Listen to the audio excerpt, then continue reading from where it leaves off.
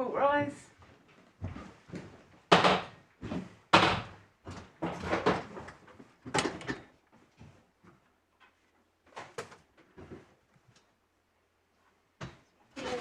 the matter of Network Rail Infrastructure Limited and ABC Electrification Limited. Yes. Good afternoon. I'm not quite sure about the soundproof box, but there we are.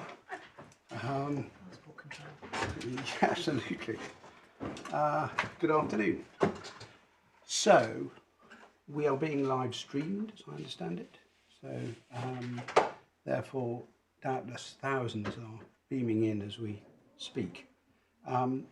We've had an opportunity to read the papers. We've all read the papers fairly carefully, so we have a lively appreciation of what the issues are. So we'll leave it to you to develop the submissions you want to make. It seems to us that you'll have about an hour each. Presumably, Mr. Taverner, you might take a bit longer because you've got to open it, and obviously you'll reply, but we should be safe for finishing about 4:15. Thank you very much indeed, my Lord. And if your Lordship can't hear me, do say speak up. No, I can. I think these add to an echoing effect. I can't hear my Lord, but I can hear you. How may be a good or a bad thing. May it please the Court, I appear on behalf of the appellant in this matter with Mr. William Webb, and my learned friend Mr. Stansfield QC appears on behalf of the respondent. This is a single issue in this appeal. What does default, as used in clause 1J, Roman numeral 3, of the party's target cost contract mean? I'll refer to it as J3 sometimes if that's acceptable. Network Rail's submissions below were accepted by the court at first instance, and the declarations granted are set out in the court's order. Again, I take it that the court's had the opportunity to be able to look at that order. It's at page 61 of the core bundle. In short, it was found that the word default covers all breaches of all and any terms of the contract, and specifically breaches of clause 41.2 and clause 43. As we will develop as these submissions go on, we contend that that decision was incorrect, and we say when the word is considered textually, contextually, and when tested against the contract's coherence as a whole, it means something different. Sorry, can you just go a little bit more slowly? My fault. I will. I'm sorry. There isn't a transcript being taken. Is there a transcript being produced? No. Is there no transcript being taken? No. Not automatically, no. I will then go a little slower. Thank you very much. I will develop certain themes. Sorry, when tested, so when considered contextually and when tested as against the coherence as a whole. Thank you. We say it means something different.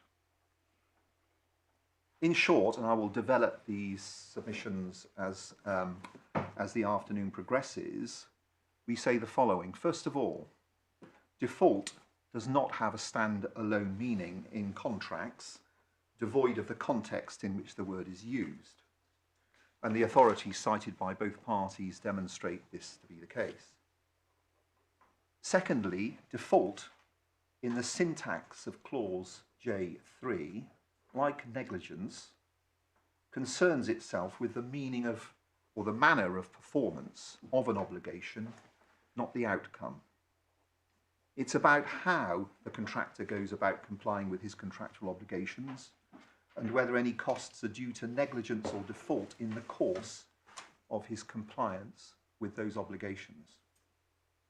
The use of the word default, like negligence in the same clause, we say connotes a measure of conduct over and above a simple breach.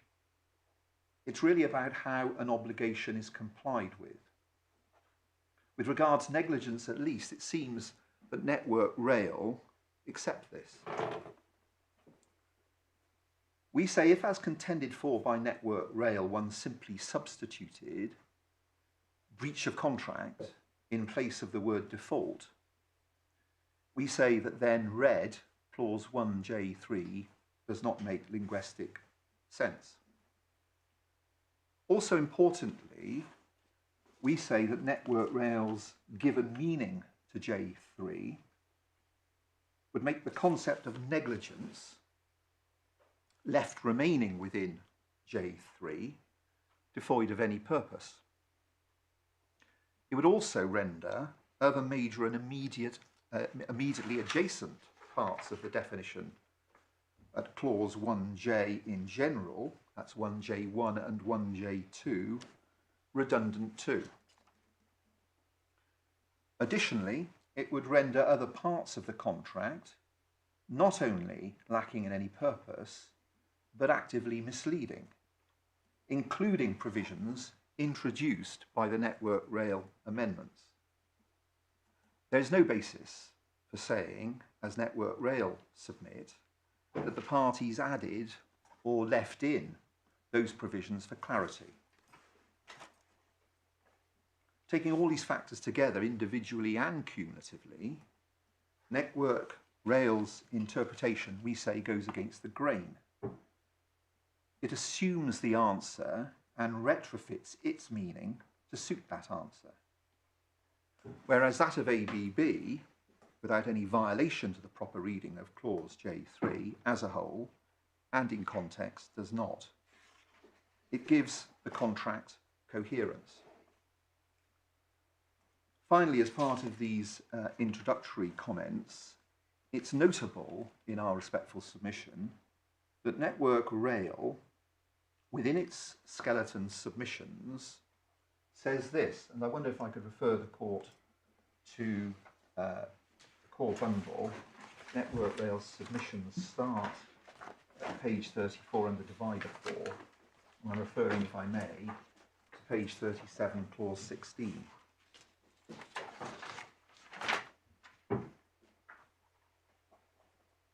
Their Network Rail say this: the ordinary and natural meaning of the word default is a failure to fulfil a legal requirement or obligation. A breach of contract may be the most obvious example of a default, but the word may also include a failure to comply with other legal requirements or obligations, such as a breach of some other legal duty. We say that here Network Rail at least goes some way to acknowledging that the word default connotes something wrong with the quality of compliance, as opposed simply looking at the outcome, and further recognises that it requires some additional culpability in the compliance process. I've got two more additional observations, if I may, before moving on to my submissions in main. The first is this. It's acknowledged by ABC that the arguments put forward to the court below were founded on the heading default to clause 65 of the contract, and then an incorporation of some concepts within that clause to define a meaning to the word default in clause J3. That approach of itself gave rise to extensive debate involving the citation of several authorities as to the admissibility of headings and 3 or so pages of the judgment. And we acknowledge that that line of reasoning was wrong. And we also acknowledge that as a result, the learned judge was not given the assistance that she ought to have been given. My second preliminary observation... Forgive me, Mr. Taverner. Forgive me. Everybody else seems to be ahead of me on this. Where did the judge deal with that in her judgment? Which paragraphs are we talking about? Your Lordship, your Ladyship could look at, it's in core bundle divider 8 of judgment. Yes. And it's at paragraph 30, pages 70 Yes. to 74.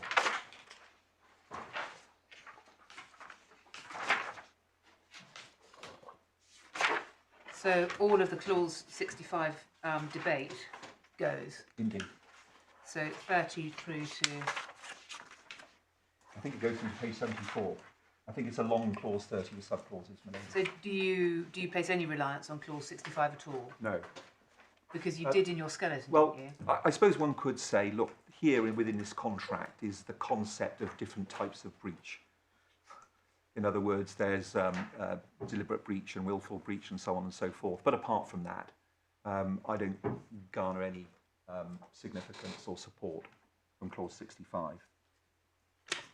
The second preliminary point, if I may say so, is that Below, and indeed in his skeleton submission, Mr. Stansfield, understandably, makes much of the different approaches which have been adopted by ABC at different times, and we understand why he makes them. But in reality, we respectfully suggest that these are really no more than jury points.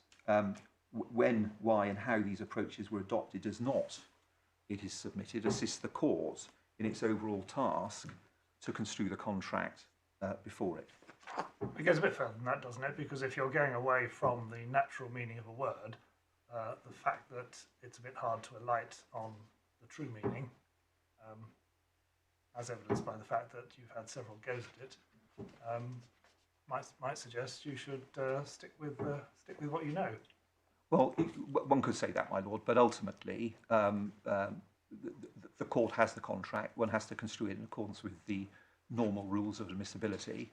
If the court comes to the conclusion that there's a difficulty in construing the word, the court will come to that conclusion without any mistakes or different approaches having been adopted on any previous occasion. Okay. My lord, I'll break down these oral submissions as follows. Firstly, and very briefly, I'll refer to the principles to be applied when interpreting contracts. That will include a brief comment on the canons of construction which are relevant to the appeal. Secondly, I'll refer to the authorities referred to by the parties relating to the meaning of the word default, and in reality simply to show that context is, in our respectful submission, everything. Thirdly, I will then turn to outline the framework of the contract, and with the experience of the course in mind, I can deal with that quickly.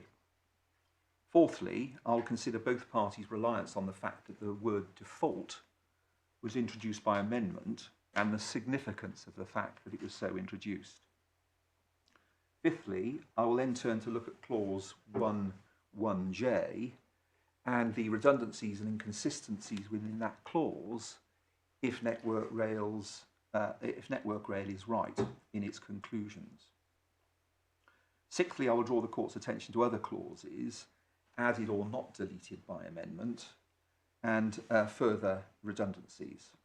I'll also look at the use of the word breach and default elsewhere in the contract. Finally, against that background, I'll then return to the text of clause 1J3 and what ABB contends it means. The first topic, general principles. The general principles to be applied in interpretation of contracts have been so widely and well ventilated in recent years they hardly need any elaboration. The passages from the Supreme Courts Arnold and Britain, Rainy Sky, Wood and Capita, and so on forth are highlighted in both parties' submissions, and I don't repeat them. Suffice it to say that it's common ground between the parties that the purpose of interpreting a provision in a written contract is to determine what the parties meant by the language used, which involves ascertaining what a reasonable person would have understood the parties to have meant.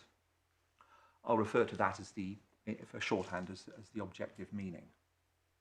The court will forgive me for just one citation from Wood and Capita, and that can be found in the authorities bundle at 13.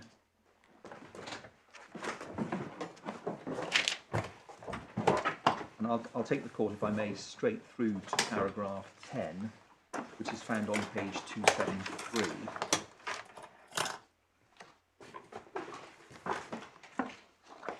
From Lord Hodge's speech. In paragraph 10 he says this: the court's task is to ascertain the objective meaning of the language which the parties have chosen to express their agreement. It has long been accepted that this is not a literalist exercise focused solely on a parsing of the wording of the particular clause, but the court must consider the contract as a whole, and depending on the nature, formality and quality of drafting of the contract, give more or less weight to elements of the wider context in reaching its view as to the objective meaning. The words used by the parties, of course, of fundamental importance, but no contractual provision, we say, can exist without a context. And I think it was Lord Hoffman, who once said, "No one has ever made an acontextual statement." So the particular context inevitably colours what a provision, including the one in this appeal, means. The process of interpretation is an iterative process. It involves checking the rival meanings against other provisions of the document and investigating the commercial consequence. It's ultimately, as we've been told, a unitary exercise. Turning, if I may, to the canons of construction, the court below and here referred to particular canons of construction. Again, as we common ground, the canons of construction are simply guides to ascertaining the meaning of the contract. They are important and useful reminders of the type of consideration which ought to be taken into account when seeking the objective meaning of a contract. They're not the master of the exercise, but the servant of the task. Again, the authorities are well known by this experienced court, and the learned judge below considers some of them in her judgment. And I wonder if I could just very briefly refer again to that, which is under divider 8, paragraph 34.78. Paragraph It's paragraph 34.6, my lord. 34. 34.6 at page 78. Forgive me, I won't read it all, but could I direct the court's attention just to the last 4 lines of that page, of that paragraph on page 78, beginning, "That paragraph makes it clear that the redundancy argument has a role to play in the exercise of contractual interpretation, that it all depends upon the construction issue in question, the effect of the alternative interpretation, and the contractual context as a whole." And the learned judge there was citing from his Honour Judge Waxman, as he then was in Spire and Healthcare. In some cases, objectively, the courts, by considering the contract as a whole and the circumstances in which it was made, can rightly come to the conclusion that it's unreasonable in a sophisticated contract to expect that there'll be no redundancies or loose ends. The court can come to a conclusion that in some contracts there's always some tautology or overlapping terms or surplusage. On the other hand, in some contracts set in their own context, objectively, one would not expect parties to include provisions which have no utility. And that particular approach, we respectfully submit, is reflected in a countervailing canon of construction, which has been identified by my Lord Justice Coulson in the case Secretary of State against Turner.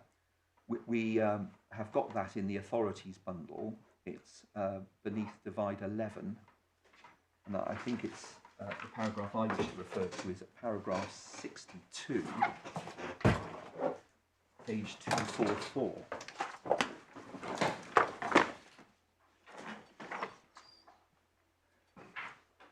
And if I could pick up paragraph 62, it's in the second column, about a half to 2/3 of the way down, where my Lord said this: "In construing a contract, all parts of it must be given effect where possible, and no part of it should be treated as inoperative or surplus.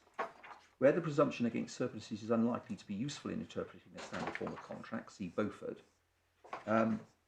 This is not, of course, a standard form contract, but a bespoke contract carefully drafted by the parties to meet the exigencies of this particular and significant commercial arrangement." In other jurisdictions, I think this has been called the presumption of harmonious interpretation. Where does this get us? In our respectful submission, it does this. At one end of the spectrum, in a wholly bespoke contract, the more extensive the redundancies arising from a particular interpretation. Sorry, forgive me for interrupting, Mr. Cabinet. Presumption of harmonious interpretation. Thank you. Forgive me. Yes. As I said, I think what we say is this, is what it comes to is this. So at one end of the spectrum, in a wholly bespoke contract, the more extensive the redundancies arising from a particular interpretation of a word, the less likely the parties would be taken to have intended that consequence.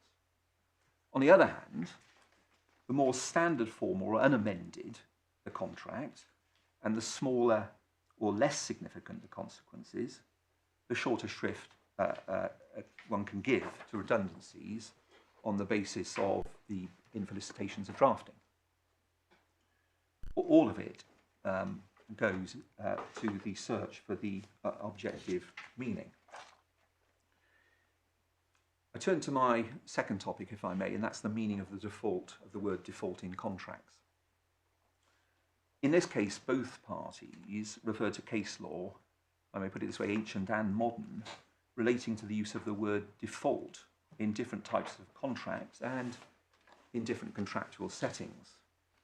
These cases show, unsurprisingly, we submit, that the word default can mean different things in different types of contracts and in different contractual contexts. Sometimes it's synonymous with breach of contract. Sometimes it's wider and takes in further concepts. Sometimes it's narrower. We refer in our submissions to two authorities, Bailey Worthington and Fram Gerard. In Bailey Worthington, and this case can be found under divider 1 of the authorities preamble,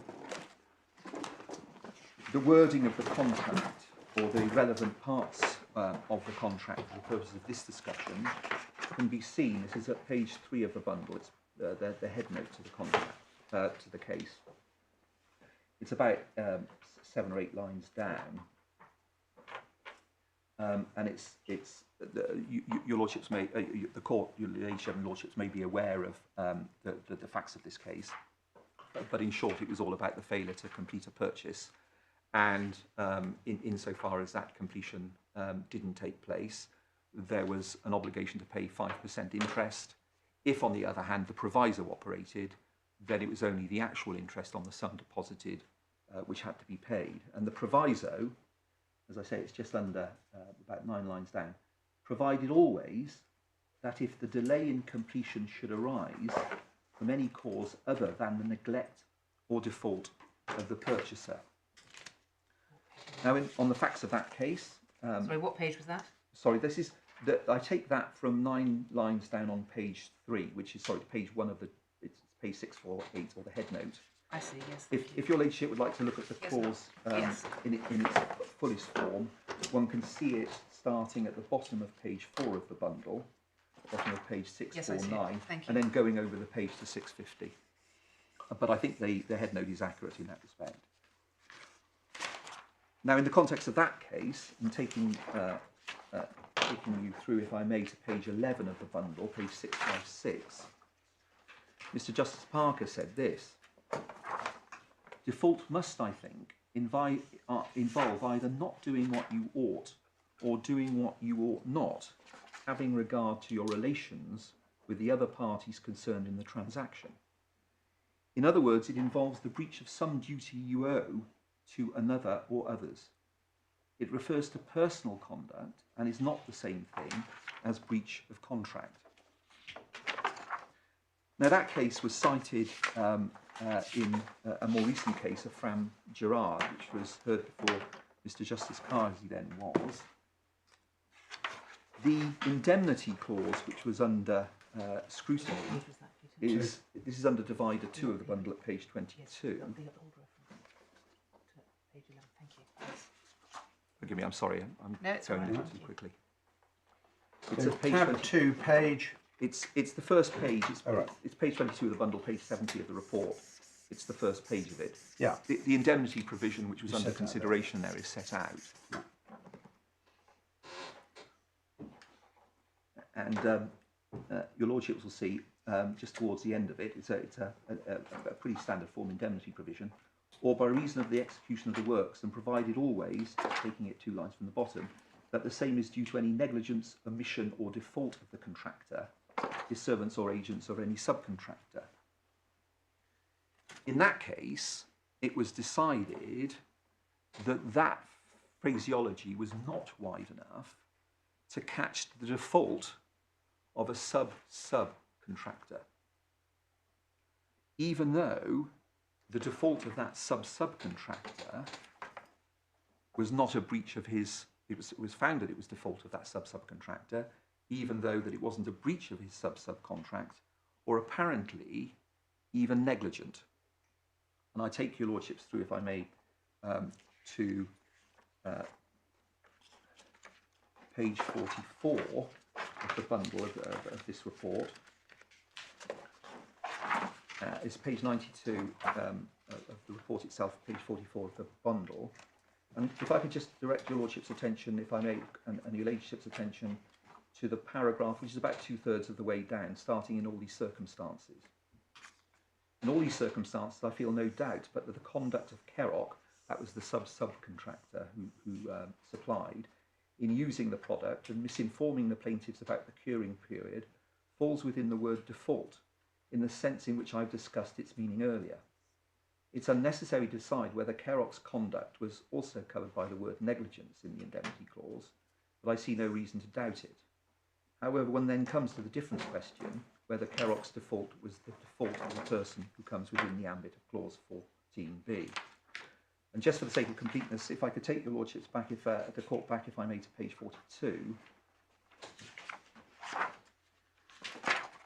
the court will see that halfway down there was the citation that I've already taken the court to from Bailey Worthington, and then in the paragraph underneath it, in effect, the Mr. Justice Carr's consideration of that clause.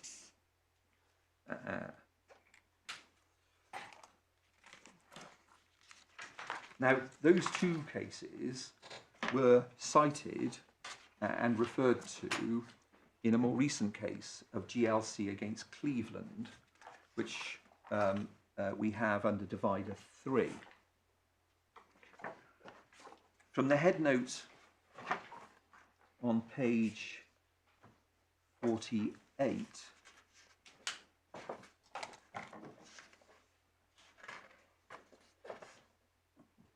the case concerned whether there was a term of the contract to meet certain dates.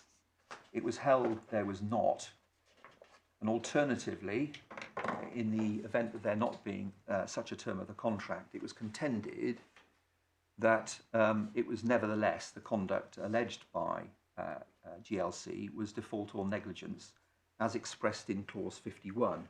That page there sets out clause 51, and towards the end of that clause, the last three lines, one can see the material provisions, provided that no account shall be taken of any amount by which any cost incurred by the contractor has been increased by the default or negligence of the contractor. Mr. Justice Staunton, in that case at first instance, I should just add that the decision of Mr. Justice Staunton was approved by the Court of Appeal for the reasons given by him. But Mr. Justice Staunton was refusing the appeal against the Distinguished Arbitrators Award. Indeed, my lord. Yeah. And Mr. Justice Staunton there cited Bailey Worthington at page 67. Yeah.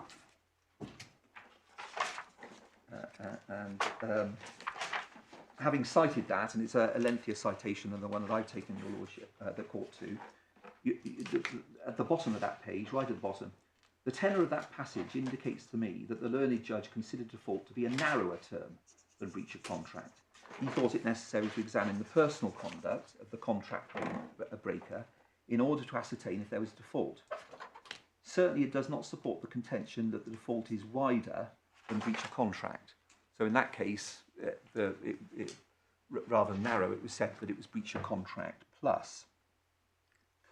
The learned judge then went on to cite Fram Gerard, this is at page 71, and find that he did not consider Fram Gerard to be authority for the proposition that between two parties, two contracting parties, the phrase default could be construed as being wider than a breach of contract.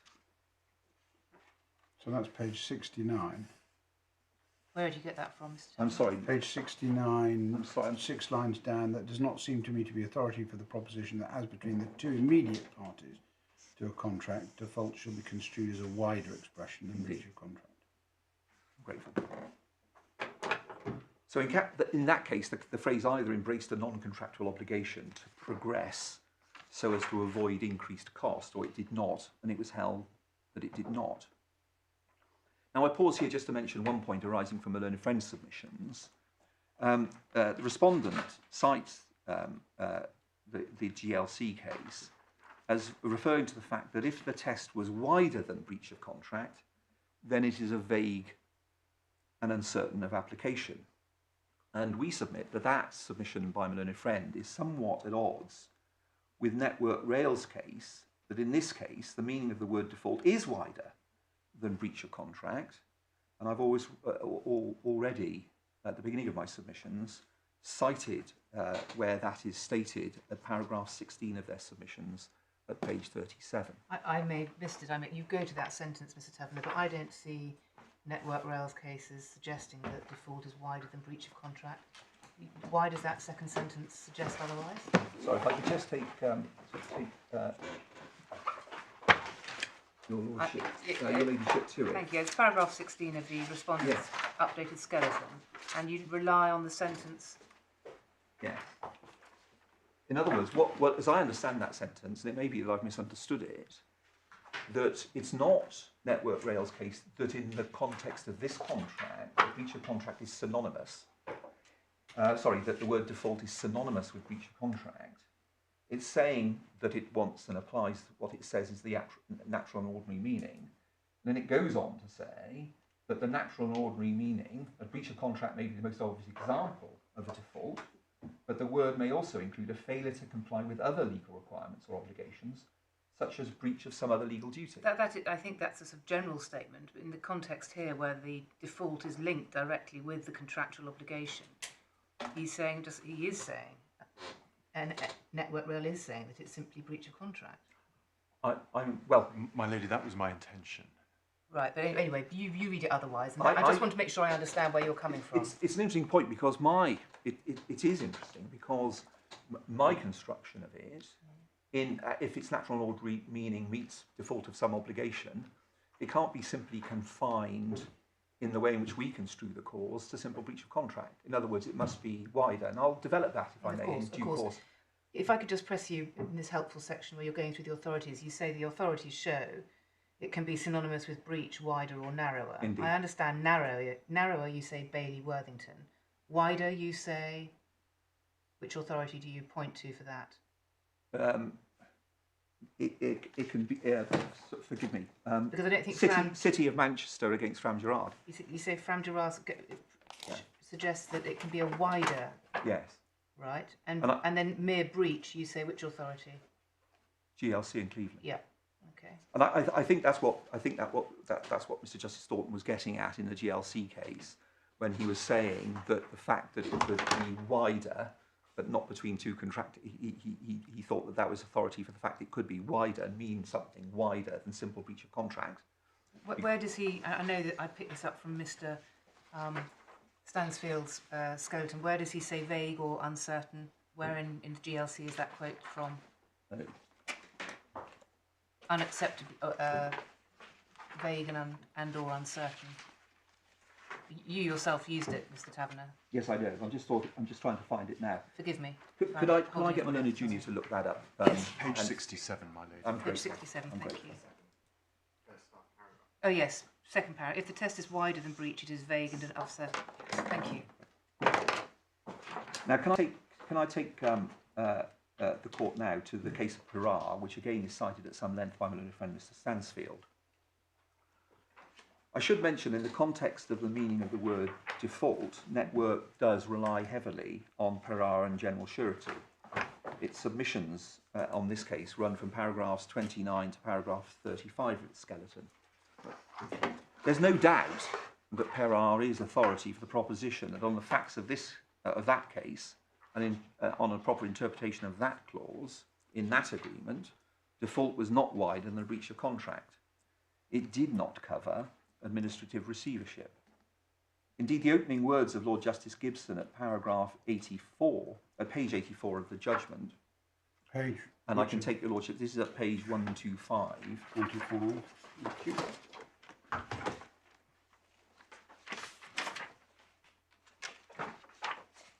emphasises that point.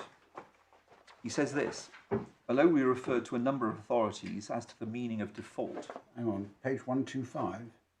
My lord, yes, I'm sorry. Forgive me. Check My page 125 is in the middle of Lord Justice Coulson's version. Did you say it was at the beginning?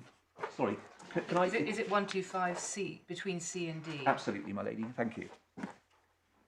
Oh, right. Can your lordship see this? It says... Yeah. Second sentence. Of, indeed, indeed, thank you for that. Yeah, okay, so although we were referred, yeah. Although we referred to a number of authorities as to the meaning of default, in my judgment, its meaning in the bond must be derived from the language used in the bond. So it's simply saying we're just construing this particular contract, and we accept that this is the task in this case. The conclusions were driven by the precise term of the bond, and particularly where the word default was linked with damages, as precluding a wider interpretation. This case is not authority for saying that default means breach of contract in all contracts devoid of context. Lord Justice Staunton, having set out the condition of the bond and the references to damage, said it, and this, take your lordship, take the court through to page 127. It's between C and E.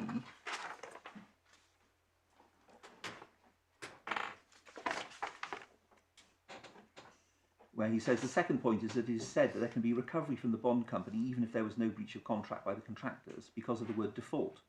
But as Lord Justice Gibson has pointed out, in its context, the meaning of default is plain. The bond says, if the contractors shall well and truly faithfully comply with all the terms and conditions of the contract on their part to be kept informed, or if on default by the contractors, the surety shall satisfy and discharge the damages sustained by the employer thereby, the condition of the bond is satisfied. It is quite clear to me that default there means failure by the contractor to comply with all the terms and conditions of contract.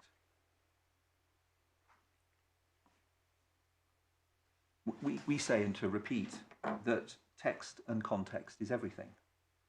Default in a subcontract of a clause, in a subclause of a contract, is not merely and necessarily, in our respectful submission, in all cases, a synonym for breach of contract.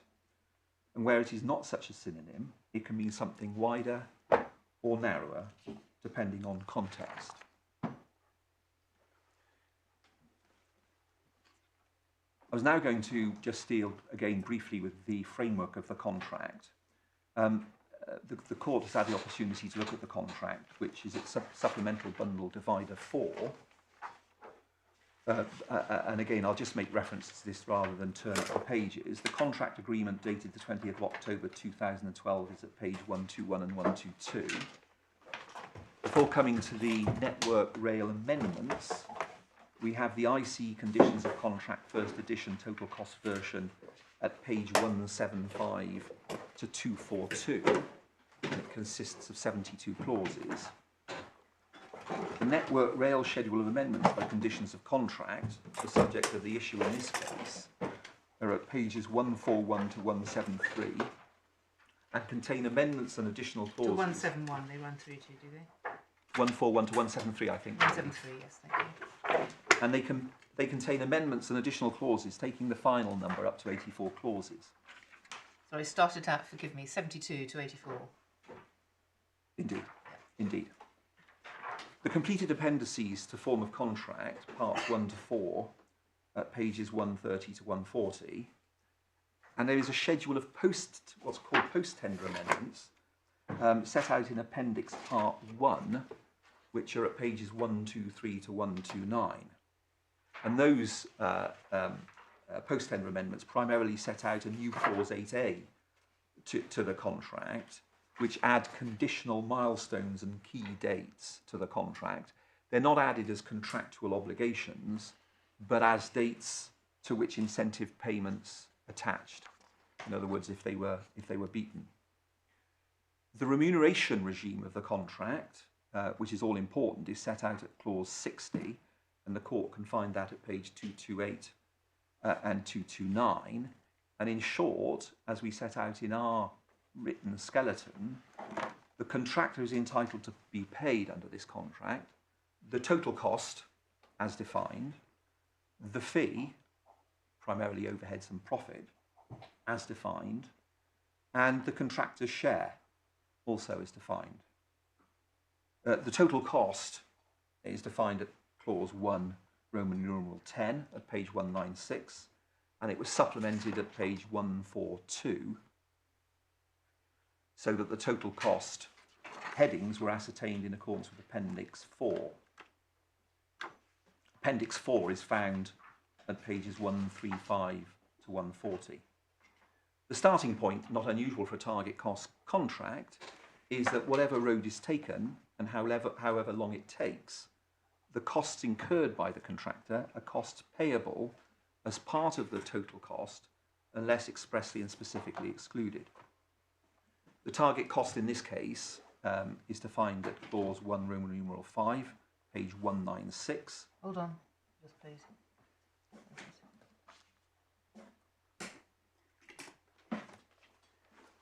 And it was, the target cost was set at page 133 at being 42.8 million odd. The relevance of there being a target cost Sorry, it was set at, 42.8 million odd, and the reference for that is? 133. Thank you.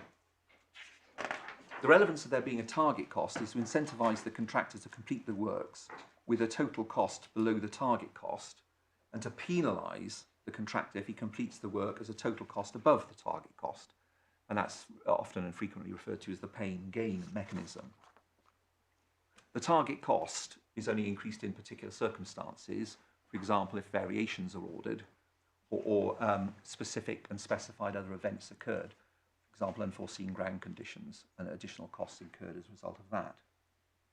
So in short, the contractor is massively incentivised to complete within the target cost, firstly by the contractor share calculation, the pain-gain mechanism, and he's also massively incentivised to complete within the time set by the contract, because one, he'd get penalised by having to pay liquidated damages.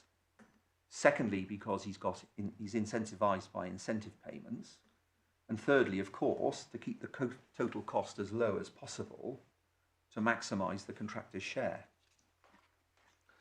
Other material parts of the contract. Do you say that the fact that this is a target cost arrangement makes a difference to the provision we're considering?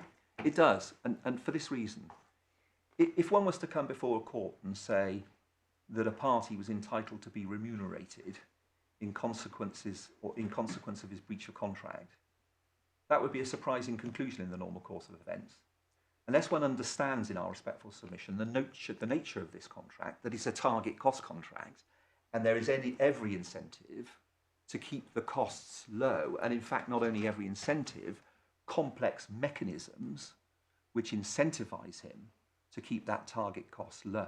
But how is that different from an ordinary lump sum contract? The contractor is still incentivised to keep the costs low, because it might turn out that he can do it for less than he said he would, in which case, of course, he's a net gainer. And he's always got an incentive to complete within the time because of liquidated damages and so on.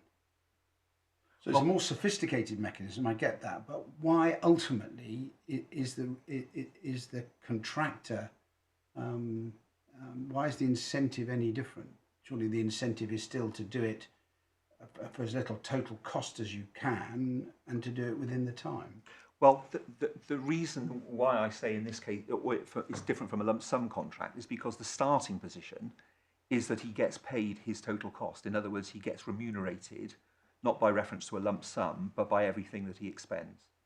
So if one was to come to the court and say, look, there's a contract here which entitles, it's a cost plus contract, and the contractor is entitled to every single penny that he expends, if I came and said, well, actually, he can get that even though the way in which he goes about it or the way in which he achieves ends is in breach of contract, the court may be surprised. But I'll leave it there for your lordship's consideration. Yeah. There are other material provisions of the contract, obviously the liquidated damages provision, clause 41, clause 43, But those are standard form provisions in the main, which the court will be fully appraised of. My fourth topic is this. An important feature of the contract which bears consideration in our submission arises from the fact that is clear from the contract documents the word default was introduced into clause J3 as part of Network Rail's wide-ranging standard amendments.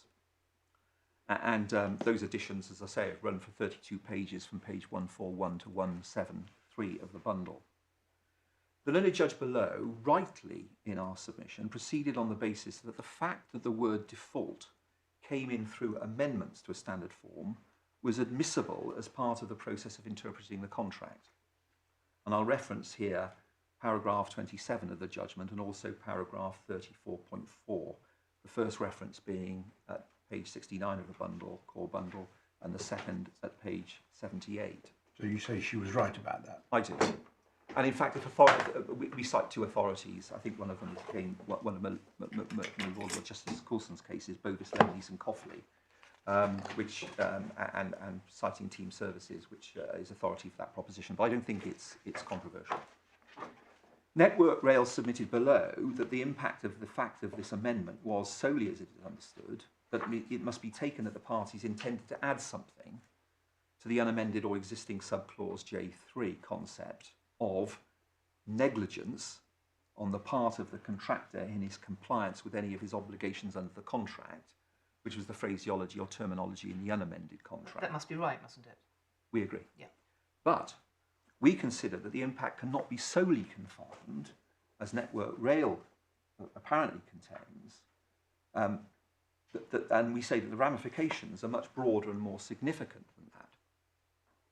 The fact of the amendments and their effect taken as a whole, we contend, throw a much broader beam of light on the search for its objective meaning. And there, for example, as I'll come on to develop, there are three significant categories of redundancies.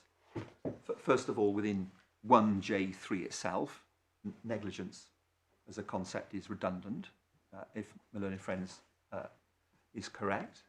Secondly, looking at 1J1 and 1J2... Are you going to expand on that? I am. Yes. I am.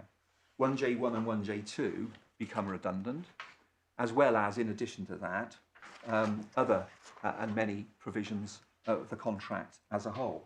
Some, indeed, even introduced as part of the amendment. There are two additional points, we say, that are relevant and arise out of the fact that these are matters introduced by the amendment. The first is this. Obviously, if Network Rail are right, the introduction of this one word in the entirety of the amendments changes dramatically the otherwise closely confined circumstances where costs incurred qualify as disallowed costs and those that did not. There is no other indication in any other part of the contract that the parties intended there to be such a dramatic change. In fact, we say, looking at the amendments, one would take the contrary approach. Secondly, and finally, leaving aside all of the points about redundancies and so on, which you're going to come to, I completely understand. But a one-word amendment, you could add the word "not" somewhere, and it might be dramatic. You can. So the mere fact that it's on this analysis one word is not of itself controversial. It's a question of what it means. There's no reason why one party in a 84-word contract can't, by one word in one clause, change the whole regime or dramatically alter the regime. We fully appreciate and accept that. However, if one looks at it in the context of all of the other amendments, not only what was left in by these amendments, and these were sophisticated amendments, but also what was added by these sophisticated amendments, that then is a much greater significance that the fact that one doesn't see this dramatic change reflected elsewhere, and in fact ignored elsewhere. The other interesting aspect of the amendment is that, in our respectful submission, it also focuses the attention on the syntax of the clause. The before and after, if you like, and where the addition of the word default fits in within the syntax as an addition to the concept of negligence. And we contend that the significant and different species of redundancies introduced by the amendments can't be overlooked or explained away as drafting infelicities or the expected redundancies consequent upon such amendments. They can't be explained as being left in some belt and braces or out in abundance of caution. What is your point about the syntax? Your Ladyship, if one reads the clause before the amendment, I'll develop this again Right, in due course okay. if I may. I'm sorry to. Yeah, that's fine. Because when we get to it, when you take us to the clause, Yeah. then I'd like that to be the page that, because obviously the clause is in a number of different places. You get to choose which page we then all look at for the purposes of the clause. That's your prerogative as the appellant. I'm really. But at some point, I'd like that. I can nominate it now, my lord, if that Yeah. helps. And I'm sorry for interrupting. That's all right. No. It's in our bundle. It's at 23. It's at page 23 of the core bundle. It's in our skeleton submissions at paragraph 30. And the reason why I take you to that is because it has highlighted the amendments, so one can compare the unamended No, the and judge the did amended the same provision. thing, didn't she? I think so. Yes. I think so.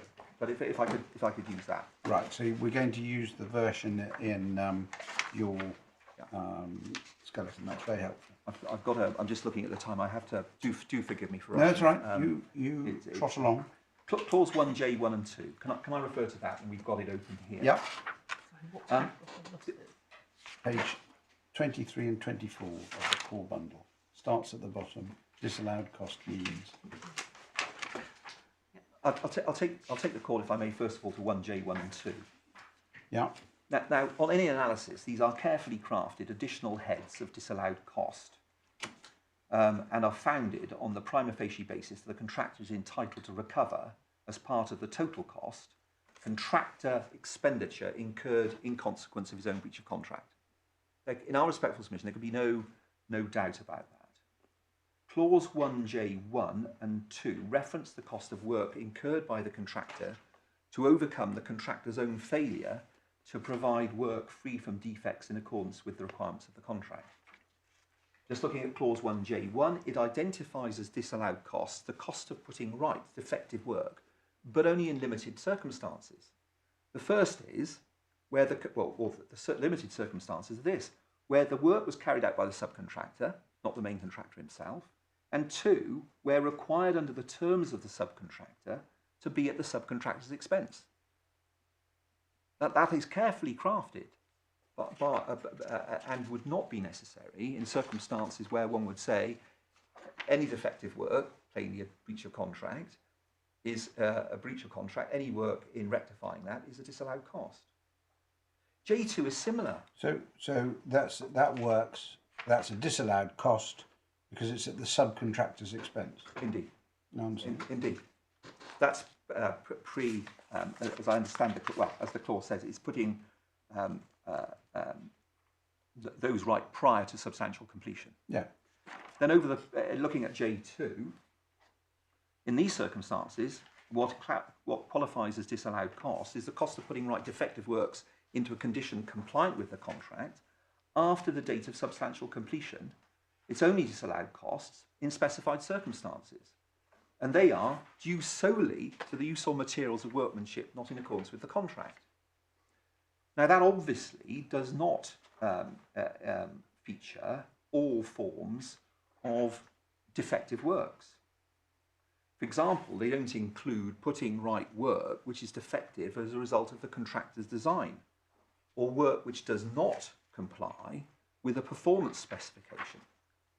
And in this case, by amendment, and I'll take the court, if I may, to the page 145 and 146 of the supplemental bundle to find the contract clauses.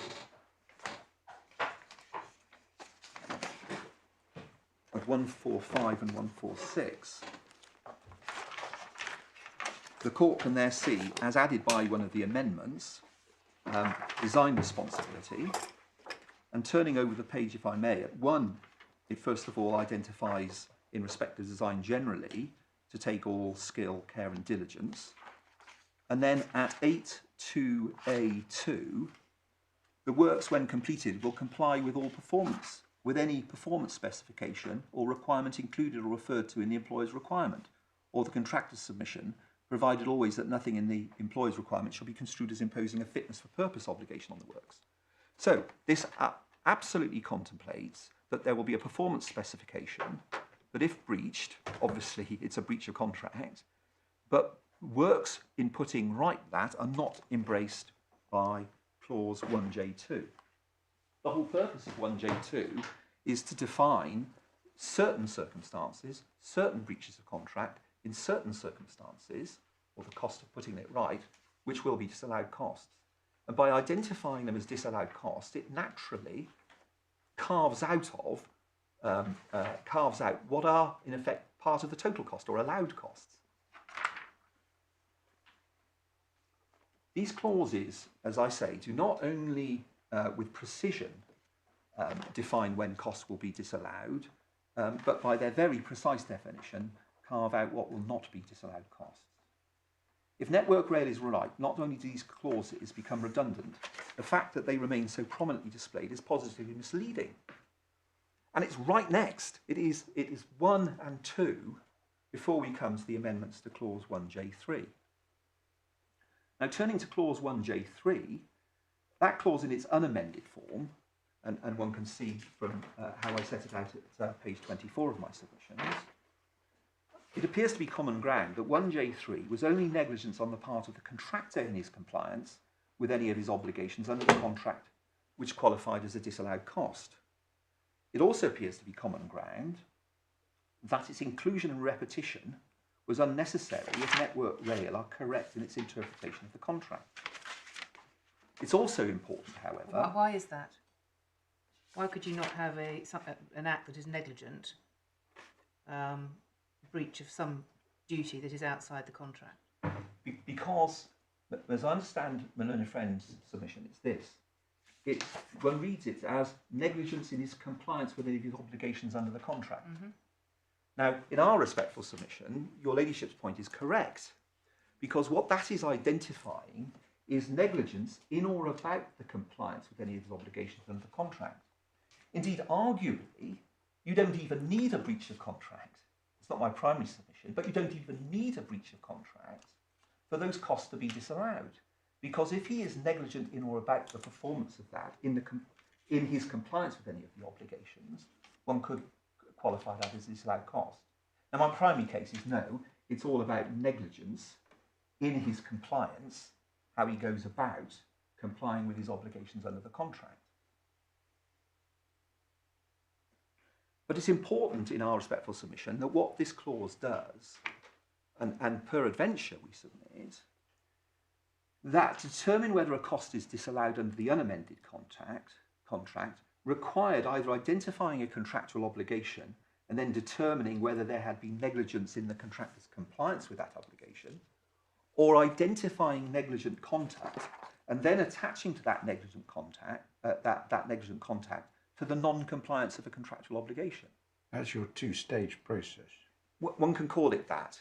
One can call it that. Well, I think that's what you call it. Well, we call it that. My learned friend says, oh, it's not a two-stage process. Yeah. I don't think it matters whether it's a two-stage process or not. But anyway, that's what it's been identified as. Yeah. Indeed. Sorry. Now, so for example, if one looks at clause 43 in this contract, which is what the appeal, one part of the appeal certainly is concerned with specifically, Page. It's at 218, Lord. We've got the completion date as legitimately extended in accordance with clause 44. Hold on, please. Sorry. And this was amended, wasn't it? There was a 43A added, which we see at page 124. Yes, I think you're... Right.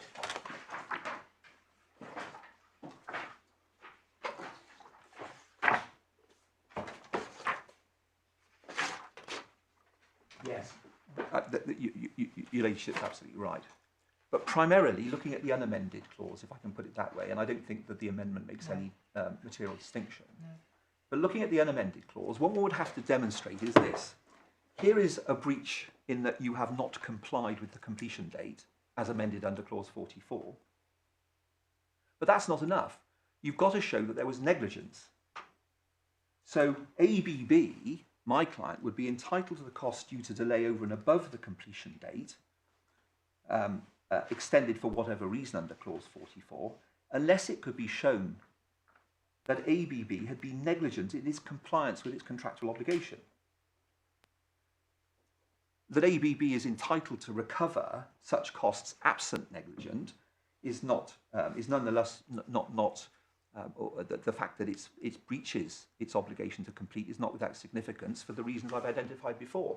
The target cost, the total cost will go up, liquidated damages, and possibly problems with incentive payments.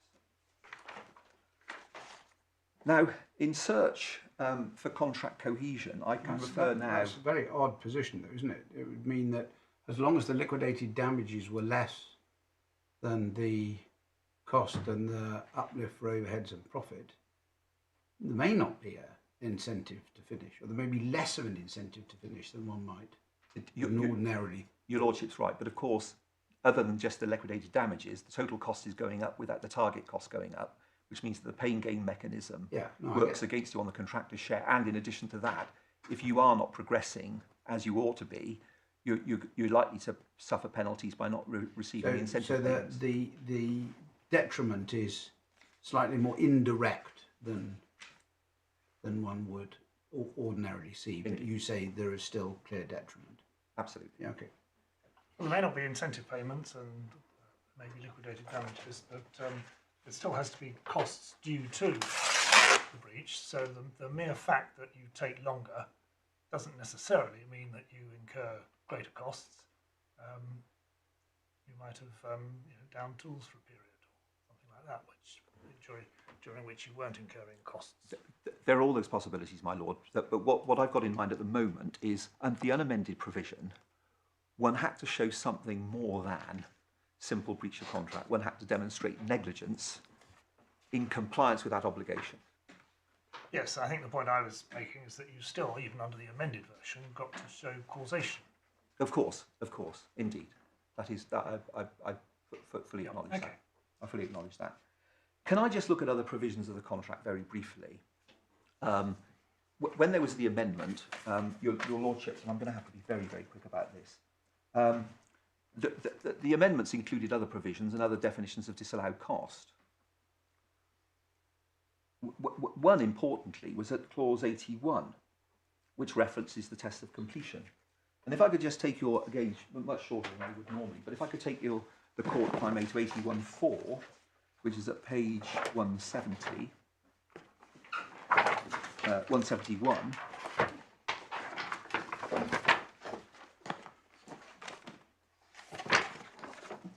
And one can see 4 at the top of the page. And I'm just taking the court, if I may, to the last 3 lines of 4. So this is in the amendments. This is in the amendments. Yeah, we're looking at 4. Yeah, and what this was the addition of a pre-test obligation to present pre-test plans, so that one could see what was being done on a live track. And there was an obligation to submit all these pre-test documentation. And at 81.4, the last 3 lines, any additional costs incurred by the contractor as a consequence of the contractor's failure to submit any pre-test documentation as above, in other words, simply identifying a specific breach of contract, will be a disallowed cost. So that's unnecessary, according to Network's interpretation. There are other provisions of the contract which we say become unnecessary. Sorry, so 81.4 you say becomes unnecessary? Indeed. On Network Rail's interpretation. The last bit. The last bit. Because it's expressly identifying a disallowed cost for a particular breach, and you say, well, if they're right and it's all breaches, then they wouldn't need it. Exactly. Understand. And by amendment. The other point that I mention in our submissions, this is paragraphs 49 to paragraphs 53 of our skeleton, is we identify there 4 clauses. There are others, but we identify 4 clauses which we say would also be unnecessary if indeed Network Rail's interpretation was correct. What Network Rail say in broad answer to all of this is, well, they're there to clarify that they're disallowed costs. And we say there's no basis for saying that they were left there to clarify. There's no basis to say that they serve a useful purpose. And it's not an answer to the point that these are redundant. If one looks at, and again, the court may have to do this at its leisure, but if one was to look at... I mean, so you say that if Network Rail's right, they should have gone along with a ruler and struck out, added all sorts of additional amendments, deleting these offending parts that are redundant. Indeed. And I say that because I'm in a stronger position. One could say, well, what's the point of that? But I'm in a stronger position to be able to say that, my lady. I respectfully submit. Because if one looks at the extensive amendments which were made, there were deletions, there were additions. It wasn't as if someone just looked at one part of the contract and said, well, that'll do. They actually went through sophisticated amendments in which there is consideration of each of these clauses. There's some suggestion by my learned friend that clause 20 doesn't cover breaches of contract. If my learned friend seeks to make that good, I'll deal with in reply. But another interesting aspect of this is if one looks at clause 20, it's all about damage to works during the course of the contract. And in the normal course of events, it would be a contractor's obligation to put all of that conforming, that damaged work into conforming state. And those obligations, they're clause 8 and the usual clauses of the contract, clause 13 of the contract, obliges one to put the contract into conforming state for the purpose of getting or achieving substantial completion. The suggestion that certain costs are disallowed and certain costs are not disallowed, which arises from the elaborate mechanism of clause 22 and clause 49.3 and clause 49.4 would be unnecessary. Indeed, I make one point, if I may, and if I could just take the court to clause 48.3 of the bundle, which can be found at 223. This is particularly misleading. 223. 223. Yeah.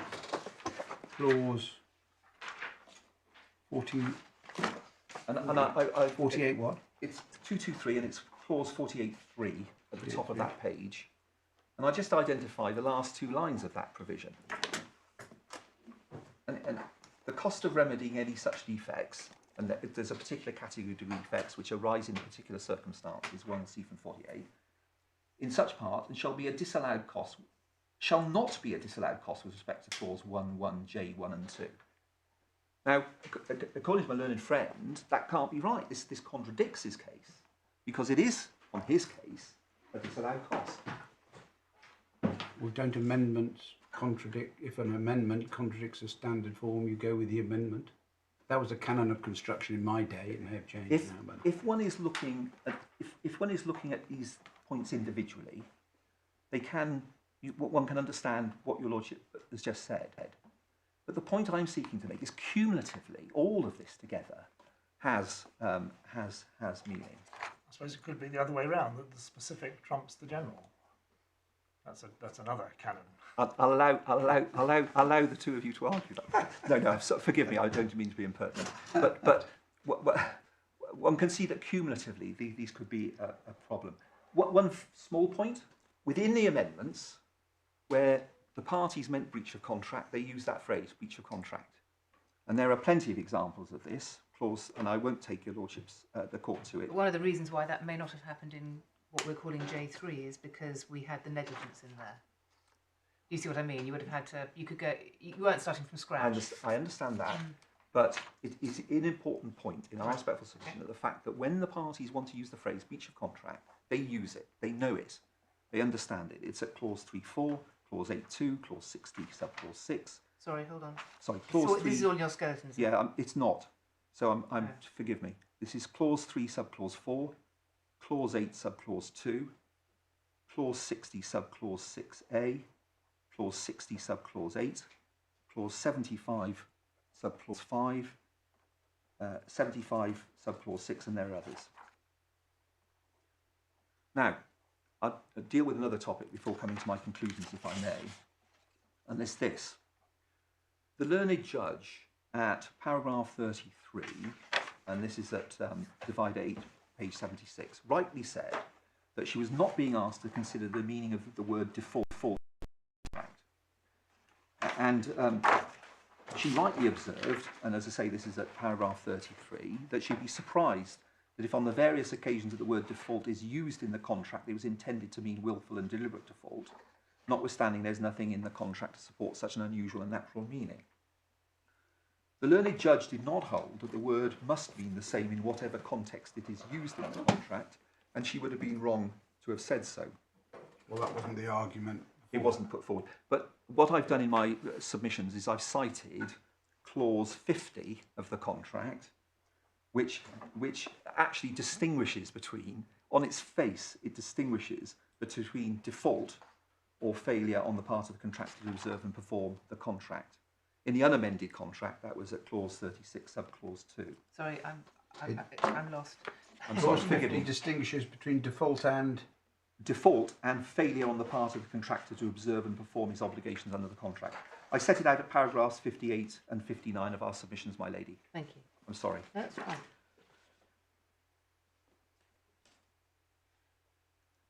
We say that the submission by Network Rail that Carr somehow scotches this argument is misconceived. Carr was, as I've hopefully demonstrated, was a case interpreting a particular context.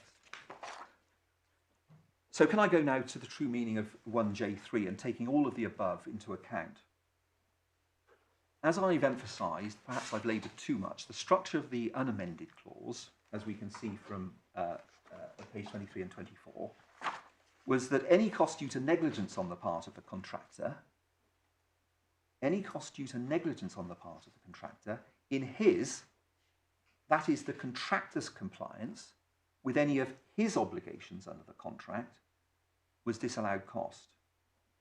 Now we say as a matter of grammar and syntactically, the clause in its unamended form undoubtedly focuses on the quality of the contractor's conduct in or about the performance of his contractual obligations.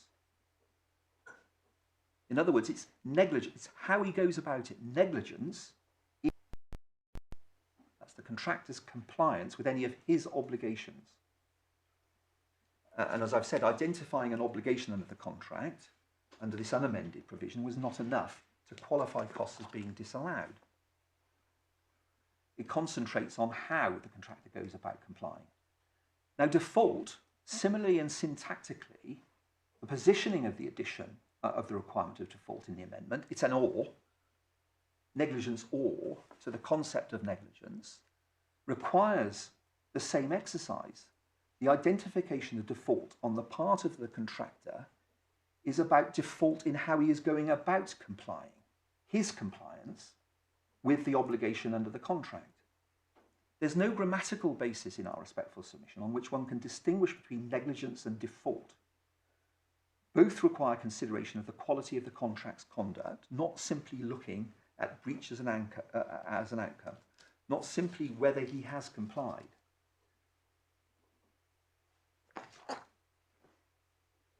One could test it in this way. Insert breach of contract where the word default lies. So it would read, any cost due to breach of contract in his compliance with any of his obligations under the contract. This would require consideration of whether the contractor was in breach of contract in complying with his contractual obligations. What Network Rail do is they collapse the clause, they ignore the words in his compliance, so that it just reads failure to comply with an obligation under the contract. And that, in our respectful submission, is not how it is drafted. It's plain just simply look at the outcome and assume negligence or default is not what is required by the contract. It simply assumes an answer. Default means any breach of contract, whatever hue, and then attempts to construe the contract to achieve that end.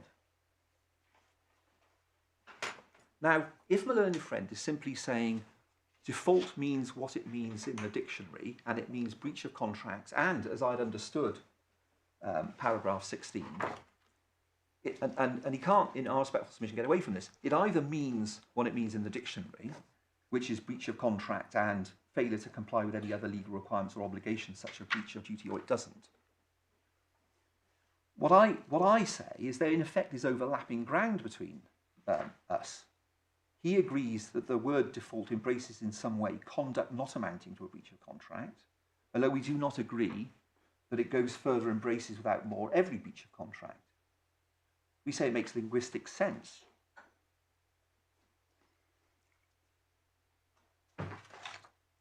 What does default in compliance cover and what does it not cover? But the concept of default in this context overlaps substantially with negligence is not unusual. It does. We accept that. That's part of our case. Clauses often refer to acts, omissions, neglect or default or failures being used as substantially overlapping and highlighting concepts. It covers deliberate conduct or willful conduct by the contractor in or about compliance with his contractual obligations, because that is something that he is doing, that is a nature of default in his compliance. And it might be difficult for me to give bright line definition of what it covers and what it does not, but that cannot, in our respectful submission, be used fairly to give it a meaning that the text and, in our respectful submission, the context do not bear. It doesn't cover, in our respectful submission, a simply and unadorned breach of a strict contractual obligation without more. And a typical example would be where something happened beyond our control. Now, under the contract, there are limited circumstances in which the contractor is entitled to an extension of time.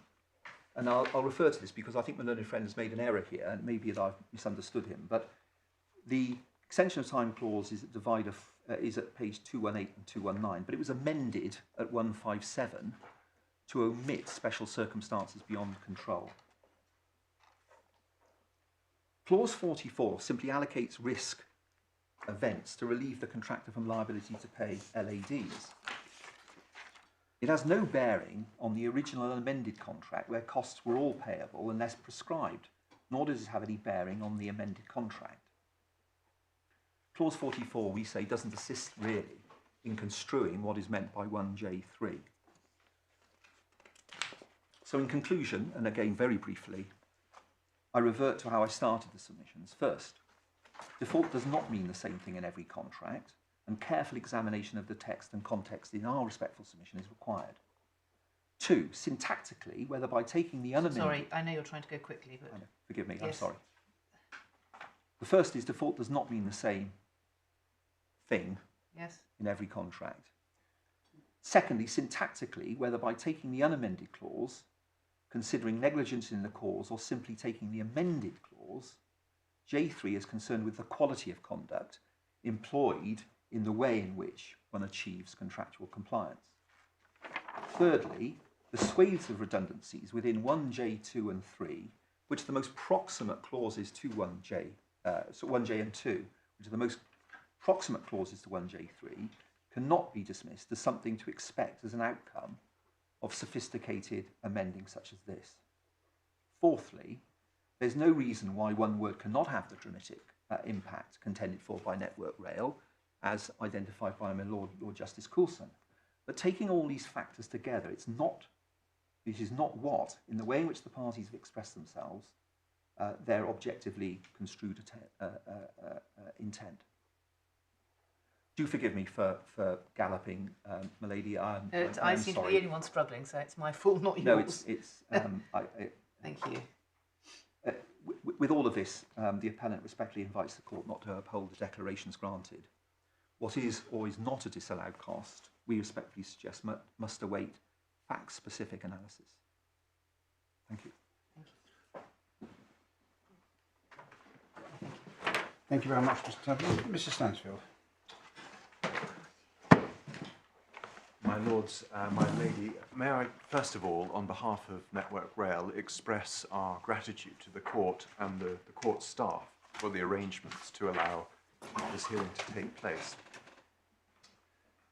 My lords, my lady, this appeal obviously concerns a point of contractual interpretation, and what has been said is rightly that the task of the court is to determine what a reasonable person with all the background knowledge which would reasonably have been available to the parties in the situation in which they were at the time of the contract, would have understood the parties to have meant. In my submission, when one applies that test to the clause of the contract in question, the answer is clear and straightforward, because the natural meaning of the word default is wholly consistent with its use in the clause in question. In terms of the structure of my submissions, I propose to examine the meaning of the word default. First, its natural meaning. Second, its meaning in the clause in question. Third, the authorities, and then to briefly touch on the effect of other terms of the contract. I then intend to deal with my learned friend's arguments under four categories or four questions. First of all, does default require blame or culpable behaviour, as ABC now contend?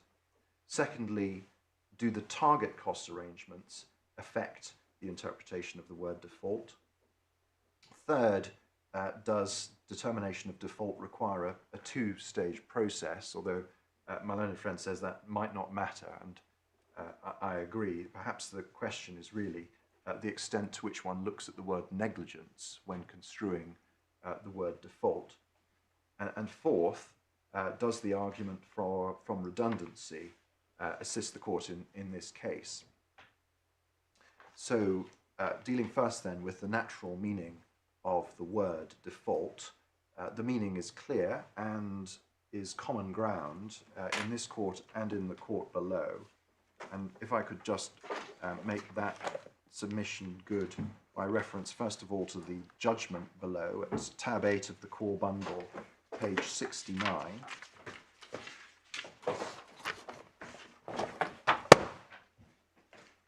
Paragraph 28. It is common ground that the natural and ordinary meaning of the word default is a failure to fulfil a legal requirement or obligation. And then the learned judge went on to say that she would need very clear evidence from the remaining provisions, factual matrix, to conclude that it means something different.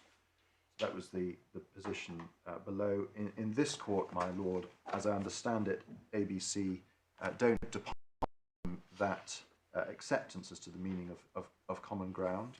And although it's not addressed perhaps directly in the skeleton, if you would kindly turn to tab 3 in the core bundle,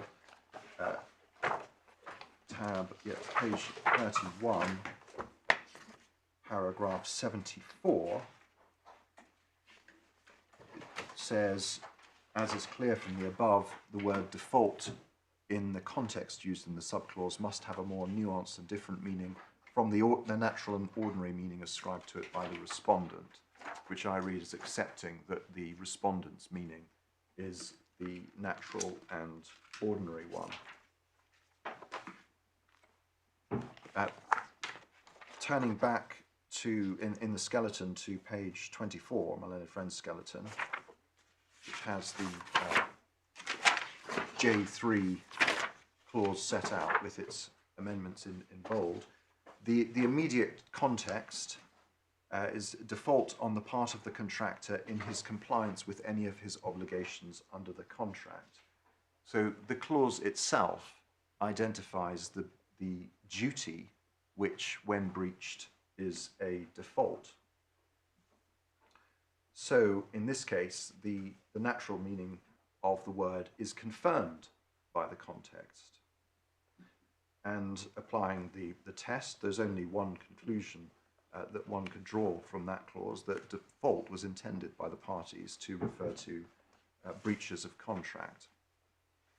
My learned friend took the court to various authorities, if I may briefly do the same, although ultimately the court may conclude that there is limited assistance to be gained from these authorities because the context in which the word default was used is different in those cases from the present case, and also importantly, except for in the case of Carr, default was used on its own in those cases. So just the clause itself did not explain what the duty was, breach of which would lead to default. In Carr it did, and that's why Carr is of particular importance in my submission here. But the first case is Bailey Worthington. You're going to come on to the points made on the drafting of this clause. One of the points, I'm sure, but one of the points made, whilst we're looking at it, is, well, why didn't it just say breach of contract? What do you say to that in J13? it could have done. It could have just said breach of contract, but that would have required a greater adjustment because it wouldn't fit in. Yeah, so the point I made. Exactly, Right. my lady, yes.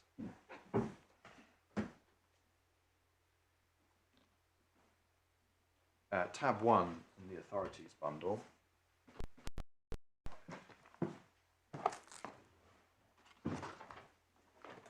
Bailey Worthington. Yeah.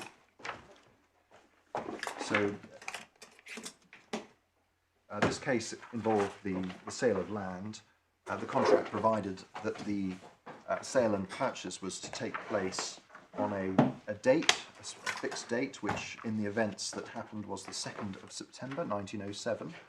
And if it did not, then the purchaser was obliged to pay interest at 5%, unless that delay was due to the seller's willful default, in which case there was no interest payable. But there was a further proviso, which my learned friend has identified, that if the delay occurred other than through the neglect or default of the purchaser, and the purchaser took various steps, then he would only have to pay the interest which was paid on a bank account. Page 11 of the bundle is the passage that my learned friend took you to, where Mr. Justice Parker says the first question he has to determine is whether the purchaser was guilty of default, and he says default must, I think, involve either not doing what you ought to do, or doing what you ought not, having regard to your relations with the other parties concerned in the transactions. In other words, it involves the breach of some duty you owe to another or others. And thus far, my submission, that's entirely consistent with the natural meaning of the word, which we have just looked at.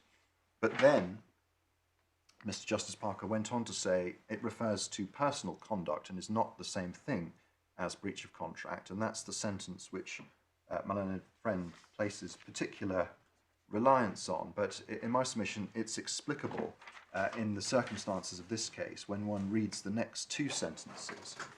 Because it says that if A contracts with B, if A contracts that B shall do something by a certain day, and B does not do it by the day named, A commits a breach of contract. But if the question arises whether the delay is be due to A's default, A's personal conduct has to be considered, and the questions will be whether he has committed some breach of his duty towards B.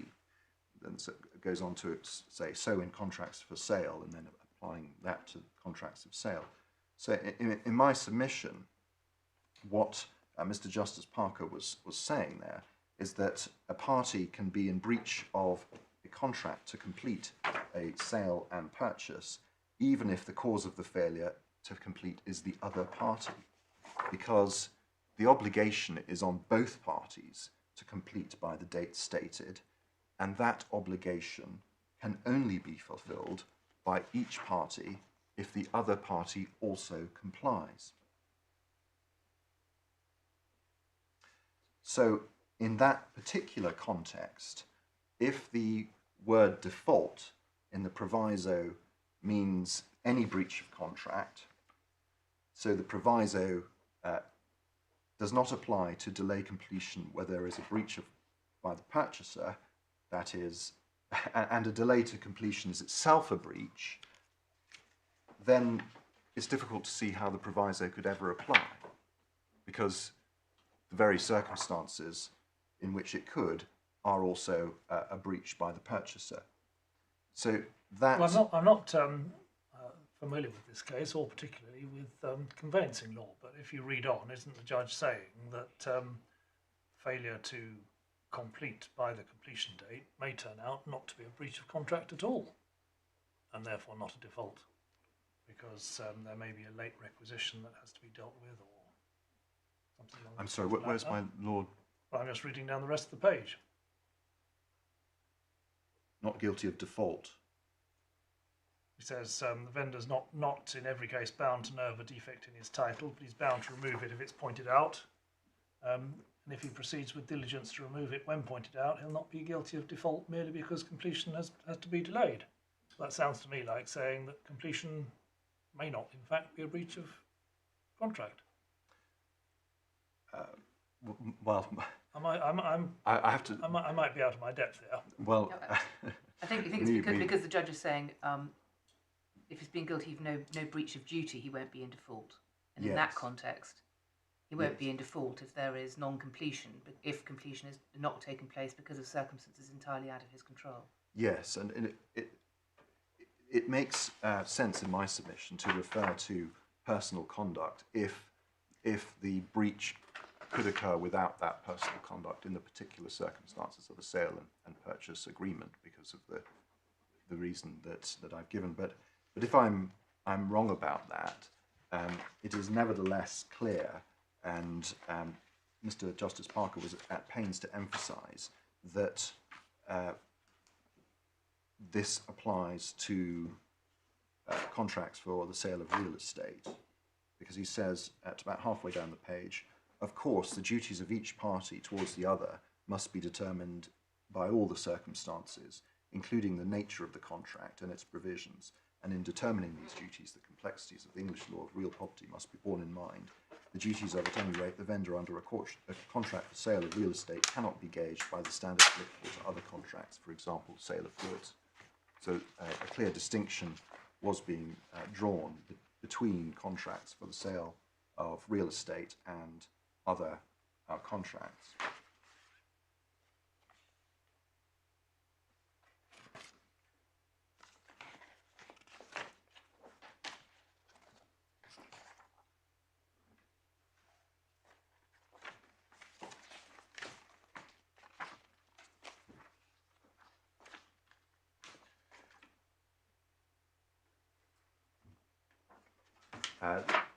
Then at page 13,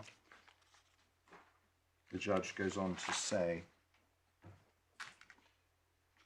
essentially that the question of default is not the same as negligence. About 10 lines down on page 13, he says, the words of Lord Justice Bowen do not seem to me to suggest any standard based on what a prudent man might be advised to do or refrain from doing for his own protection. So it doesn't seem that Mr. Justice Parker considered that default meant the same as negligence. And there's a similar passage, if I could draw the court's attention to, in page 15, a reference just at the bottom of the middle paragraph in the page. It refers to Lord Justice Collins, referring to Lord Justice Bowen's definition of default, says that in cases of the sale of land, the vendor's obligation cannot be measured by the standard applied in case of sale of goods. In other words, that though default constitutes a breach of an obligation, the question of whether or not there be an obligation must be determined by the nature of the contract and all the circumstances of the case. That is entirely consistent with later decisions.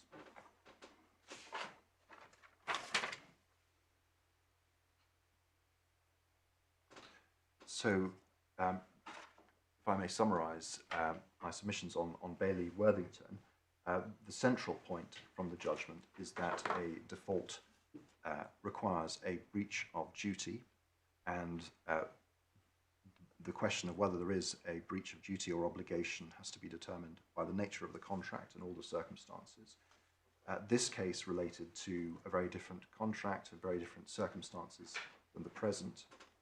The reason for the requirement for personal conduct in that case appears to be related to the nature of the contract, and the judgment makes clear that the same considerations don't apply to other types of contract. It is also important to note that in this contract the word default appeared, as it were, on its own without an explanation of the duty that it was said to it related to. Yeah. Can I move on to tab 2, City of Manchester and Fram Gerard? In that case, again, my learned friend has taken you to this. Mr. Justice Carr quoted from the Bailey case, got a wrong reference.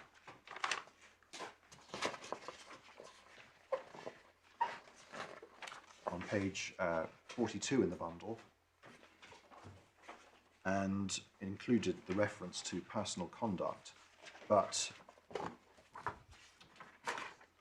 Yeah. the judge noted, in fact, it's useful just to start before the quotation, because said that in the Bailey-Worthington case, the meaning of default was considered, albeit in a very different context. And he sets out the quote, and then he refers to common ground, and then he says, adapting the words of Parker J from their context to a context like the present, I think that default would be established if one of the persons covered by the clause either did not do what he ought to have done, or did what he ought not to have done in all the circumstances, providing, etc. And then it says the conduct in question involves something in the nature of a breach of duty, so to be properly describable as a default.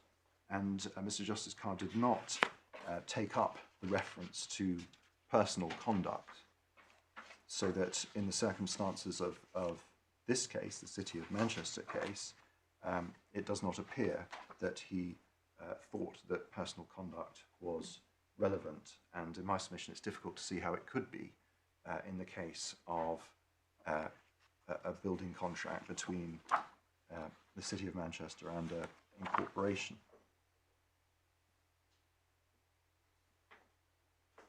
So that decision does not provide any support for the proposition that in the context of a building contract, the word default requires some personal blame or culpable behaviour. The next case is at tab 3, Greater London Council and Cleveland, which again my learned friend has taken you to and drawn attention to clause 51. And you, in relation to Fram Gerard, the references to negligence, omission, or default, without more. That's right. Yeah. So That's your point about, well, it's a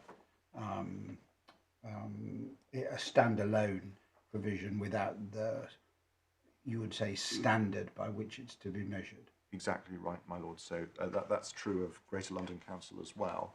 If Right. the word on its own means breach of duty or legal obligation, but in our case, the contract sets out the legal obligation that it All right. relates So to. you were taking us to GLC, where it's also on its own because it's the cost incurred has been increased by the default or negligence of the contractor. Yes. And I've just observed that in that case, the clause referred to default or negligence, the same two concepts, but albeit the other way around from our case. It was not suggested that the word negligence had any impact on the meaning of the word default.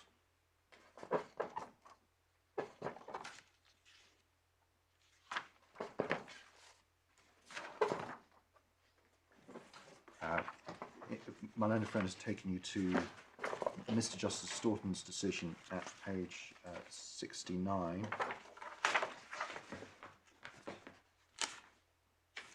Yeah. In the Court of Appeal, could I just direct you briefly to Lord Justice Wolfe on page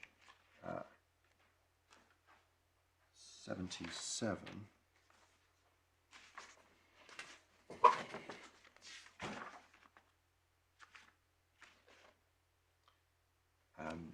With the sidelines, as the Master of the Rolls pointed out in argument, once a contractor has failed to fulfil his express obligations as to performance set out in the contract, he would certainly be in default. Where's that, sorry? Bottom of the page. Of page 77. I'm slightly discombobulated because the internal page numbering is quite similar to the bundle numbering for this report.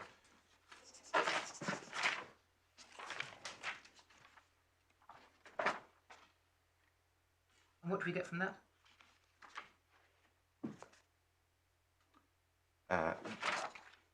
The statement that if the contractor has failed to fulfill his contractual obligations, he would certainly be in default. In other words, that a failure to comply with contractual obligations is a clear default.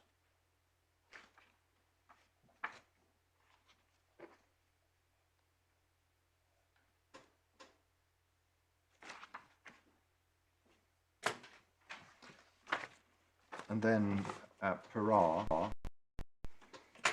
bundle page, tab 6, page 113.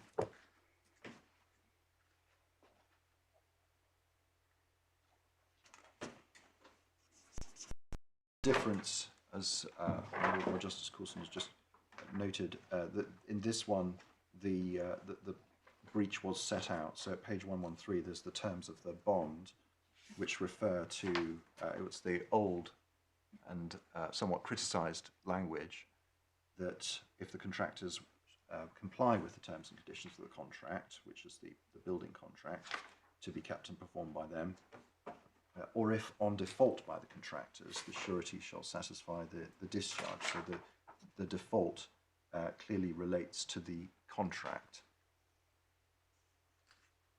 And that was the finding, essentially, in this case. If please turn to page 124 in the bundle, the judgment of Lord Justice Gibson. Just about halfway down the page, just between E and F, it says, Mr. Knight submitted that there is a distinction between a breach of contract and a default.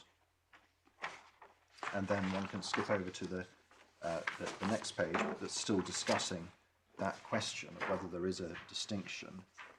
And Mr. Knight relied on the fact that condition precedents of the bond, one finds the words breach as well as default, so that if default meant breach, then the word breach would be redundant, to be saying the same thing twice. But nevertheless, Lord Justice Gibson found that that's what it meant. He says we referred to a number of authorities just below C. The meaning of the default, in my judgment, its meaning in the bond must be derived from the language used in the bond, that language, and then the next sentence, just above E. In that context, it seems to me perfectly plain that the default referred to is a failure by the contractor to honour the first part of the condition, viz., to well and truly and faithfully comply with all the terms and conditions of the said contract on its part to be kept and performed, so far as the same are legally enforceable against it. And then the next paragraph, the fact that both breach and default in any of the contractual terms and conditions are mentioned in the notification requirement of the condition precedent does not seem to me to necessitate construing default in its different context in the condition of obligation as having a wider meaning than breach. Just to clarify that, if it's there was another provision which is set out at page 114, just on the second page of the report, and it says it refers to breach or default. So the submission was, well, how could default mean breach if you have breach or default in the contract? But Lord Justice Gibson found that it doesn't make any difference. It's language used in the bond that the default related to the contract.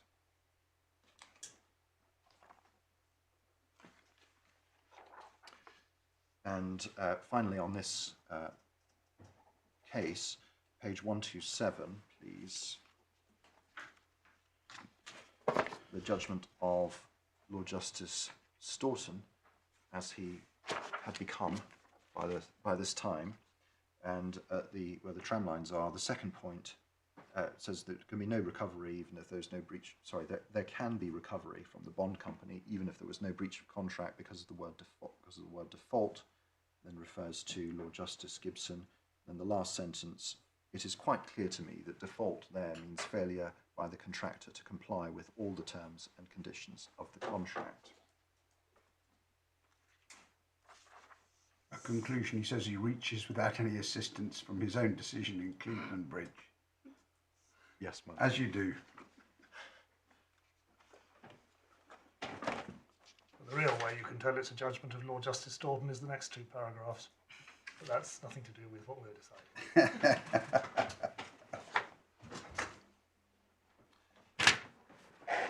My lords, my lady, I said I would touch on the other terms in the. Can we put the authorities away?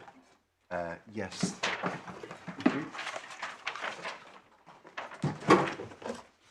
So, let me just look at that. So yes, so we're coming to heading Effective other 2, terms. the effect of other terms. Yes. Heading 3 of your submissions, yeah. Which I have dealt with in my skeleton at paragraph 38 onwards, which is tab 4 in the core bundle, page 42. Mm-hmm. And my learned friend is right to say that Network Rail did not ask the court below to construe the word default whenever it appears in the contract, and certainly there's no suggestion that this court should do that. And I have nothing greatly to add to what's in my written skeleton on this topic. I would Sorry, 38 to 38 to 45. 38 to 45. Yes.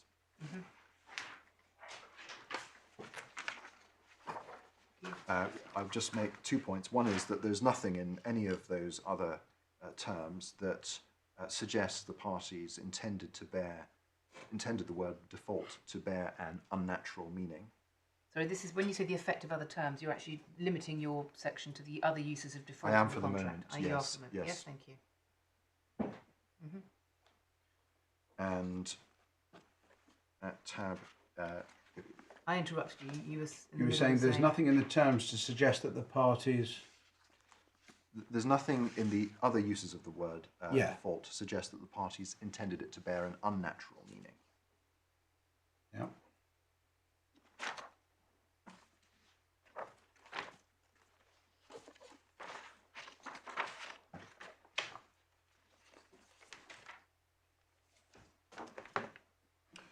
And the other point I wanted to make was just to direct the court's attention to paragraph 35 in the judgment below, at tab 8, page 80. Yeah.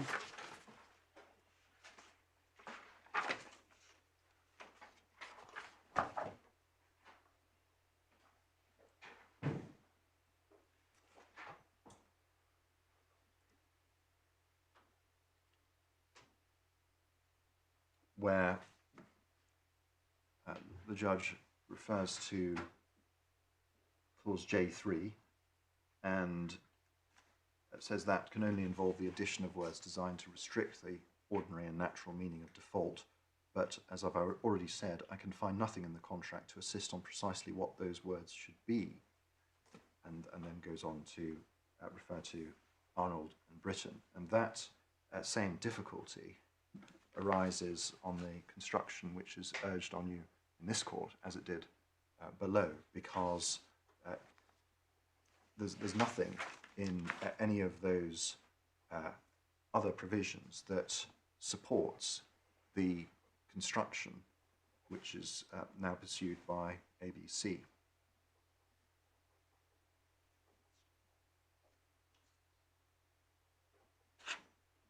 If I can now move on to address the particular points made by my learned friends. The first of those was, does default require blame or culpable behaviour, as ABC now contend? And I'd start, if I may, by asking the court to look at the declaration which ABC seek, which is at page 6 at tab 1 in the core bundle.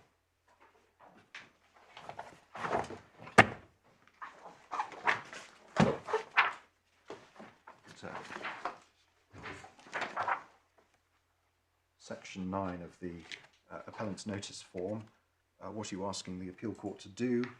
Vary the order and substitute the following order, and it says an order that the declaration granted by the learned judge is varied so that it reads that the word default, as it appears in the defined term disallowed cost in the contract, connotes fault in the sense of blame or culpable behaviour on the part of the contractor in compliance with any of his obligations under the contract. So that is what is being sought in that document. If you would kindly turn on to tab 3 and page 25, ABC's skeleton. Oh.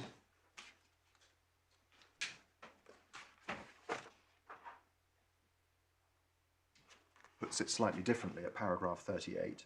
It requires personal conduct, which is Exactly. the nature of breach of duty. Yes, that doesn't feature in the notice or in the grounds of appeal. And I think in my learned friend's submissions this morning, at the very end of this afternoon, at the very end of them, he was referring to willful conduct. That was making a comeback as part of the meaning of default. Well, it includes, he said. Includes.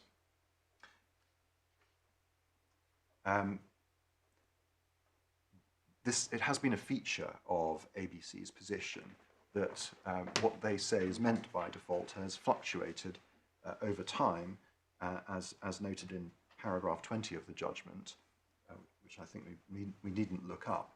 But in my submission, that is a symptom of the fact that when you pull up the anchor of natural meaning, you will drift about on the tide.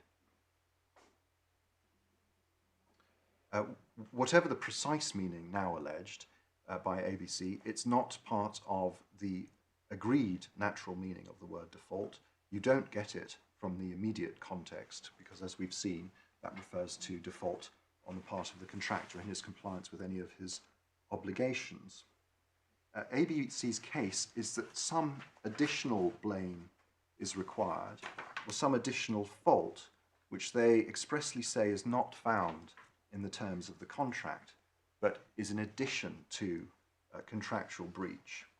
So as a matter of logic, whatever standard ABC that say that their blameworthiness is to be judged by in the word default, you don't get it from the terms of the contract.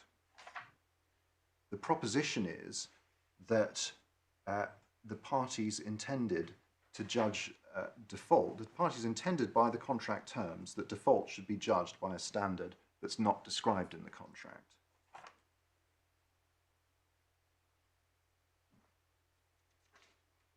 And I would suggest that when you look at it in that way, ABC's position is almost nonsensical.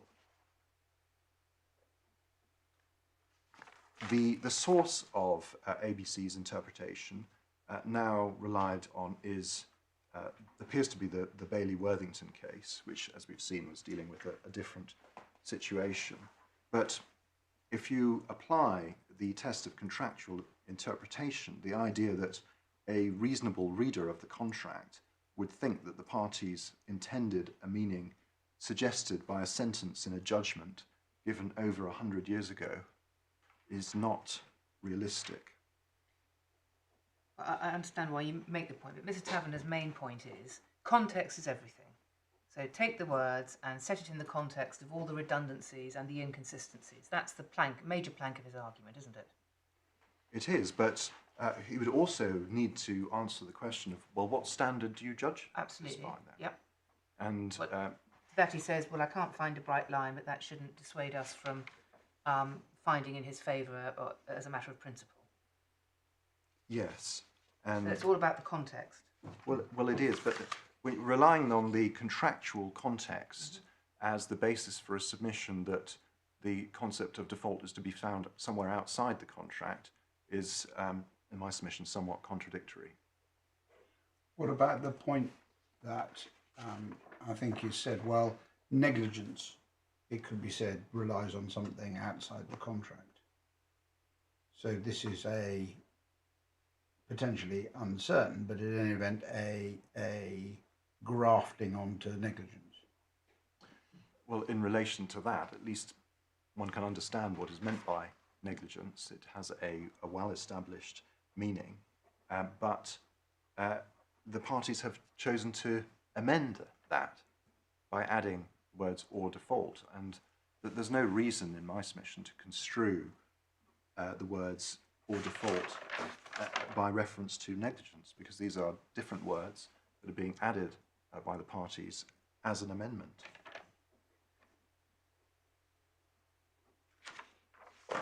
Harry, you're going to deal with redundancies and inconsistencies as your fourth point under this heading, is that Yes. So you'll just have to curb your right? enthusiasm Yes. till then. Sorry, I will. Yes. So that Yes. the question that you asked in my note says, does it require culpability? So your answer is no. It doesn't, no.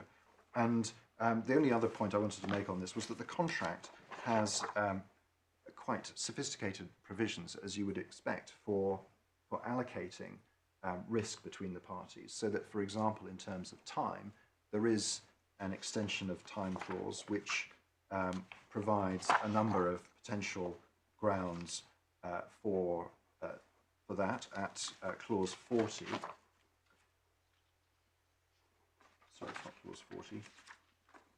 43. 43.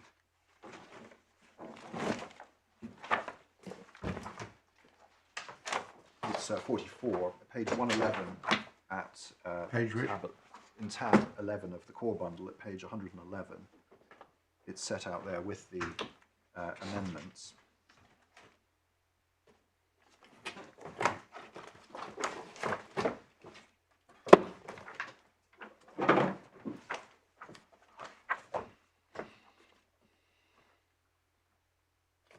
So, and this itself has been amended by the NR12 amendments, but that, in my submission, represents the agreed allocation of risk between the parties of delay to completion, so that if the contractor is not entitled to an extension of time, that is because the delay is its risk.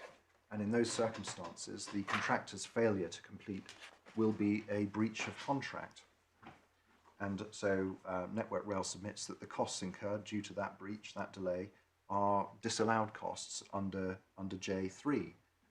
But ABC says, no, you need more. You need blame of some kind, and you need personal conduct. But there's no practical way in which that can be assessed.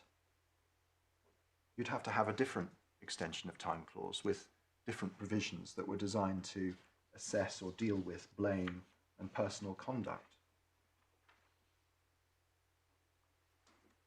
You might need a different delay analysis in the event of delay, because some delays might be caused by things which on ABC's case were not matters of blame and personal conduct. It doesn't work in my submission in a contract where the parties have gone to such lengths to set out where the risks lie.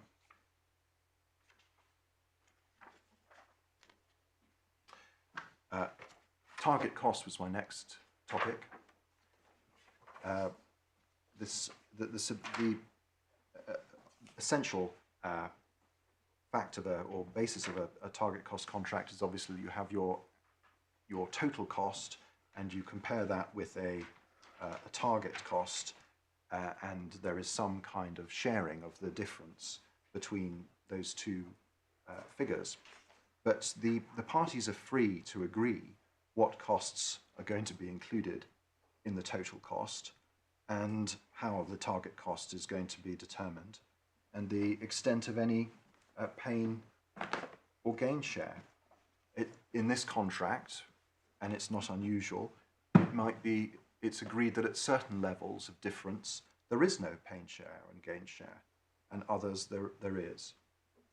As my Lord Justice Coulson observed in the Secretary of State for Defence and Turner, these contracts are carefully calibrated arrangements for the sharing of costs overruns between the parties. And that calibration is for the parties to agree. And if they agree that costs due to a breach of contract are excluded, from the total cost, then that's what they've agreed. The argument raised by ABC in this court on this question of target cost is essentially the same as the argument raised before the judge below and rejected at paragraphs 36 to 38 of the judgment, which is page 80 in tab 8 of the bundle.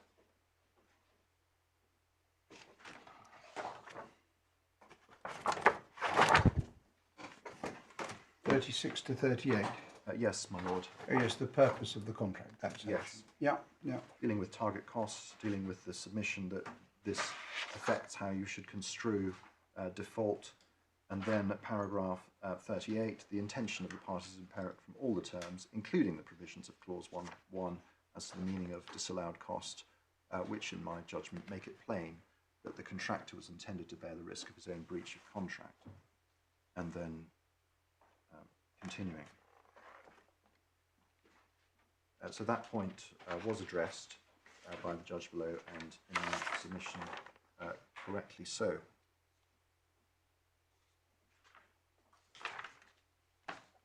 There is no principle that under a target cost contract the contractor is entitled to be paid for bad work or late work, subject only to the pain and gain mechanism.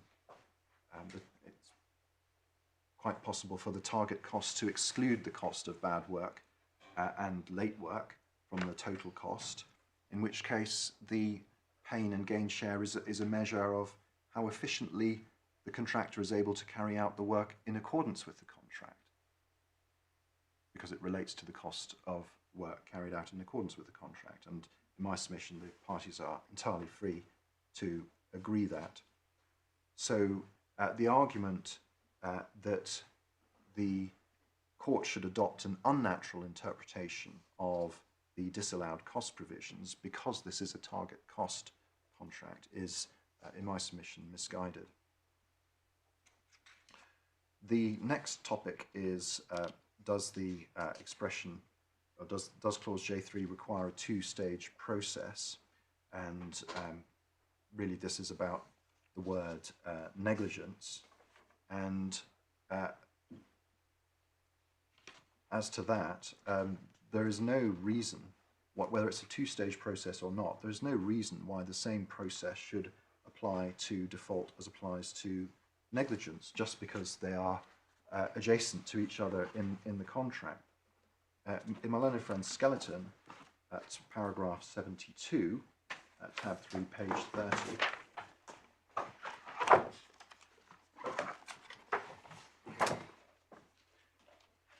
it's simply asserted that the two-stage process, which is said to be required by the word negligence, applies to default.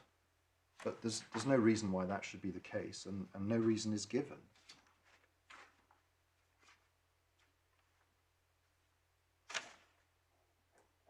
The question is whether a reasonable reader of the contract would make that leap. Would a reasonable reader think that because the word negligence was there and the words or default have been added, that there ought to be some kind of two-stage process applied to the word default? In my submission, the answer is plainly no. It may be that your answer also is an answer to this, but just help me with this. Mr. Taverner's submission about the unamended version of the clause is that, and he then carries it into the amended version, but on the unamended version, he says that it's concerned with the quality of performance, not the outcome.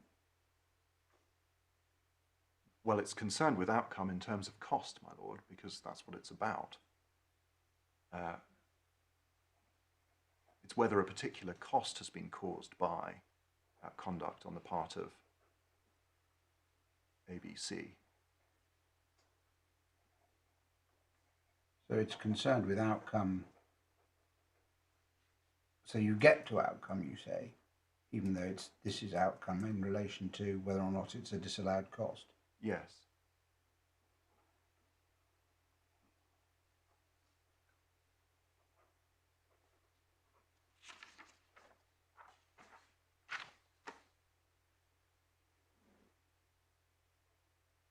Yeah.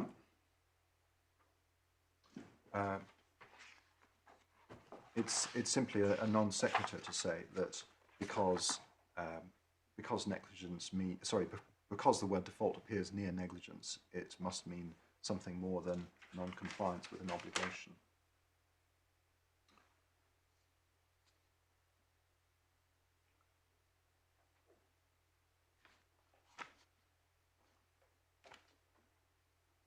And it would presumably mean that other uses of the word default in the contract, which weren't proximate to the word negligence, had a different meaning,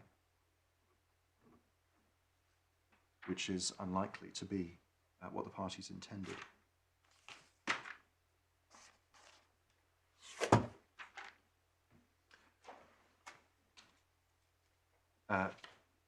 Now, the final question: does the argument from redundancy assist the court in this case? And I'm afraid I need to take this somewhat shortly, but I would ask the court to begin with the learned judge's approach to this below at tab 8, page 77.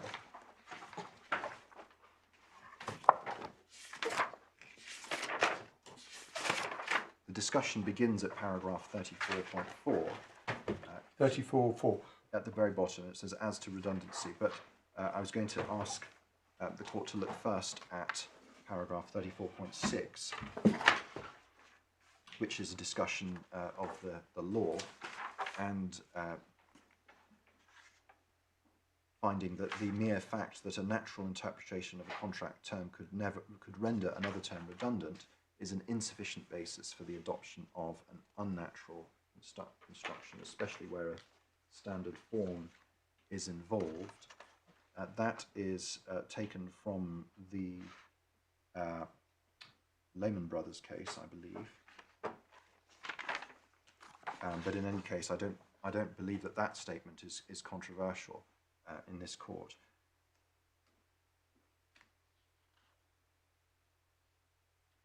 Sorry, which statement? The fact that a natural interpretation of contract firm could render another term redundant is an insufficient basis for adopting. And you think that comes from which case?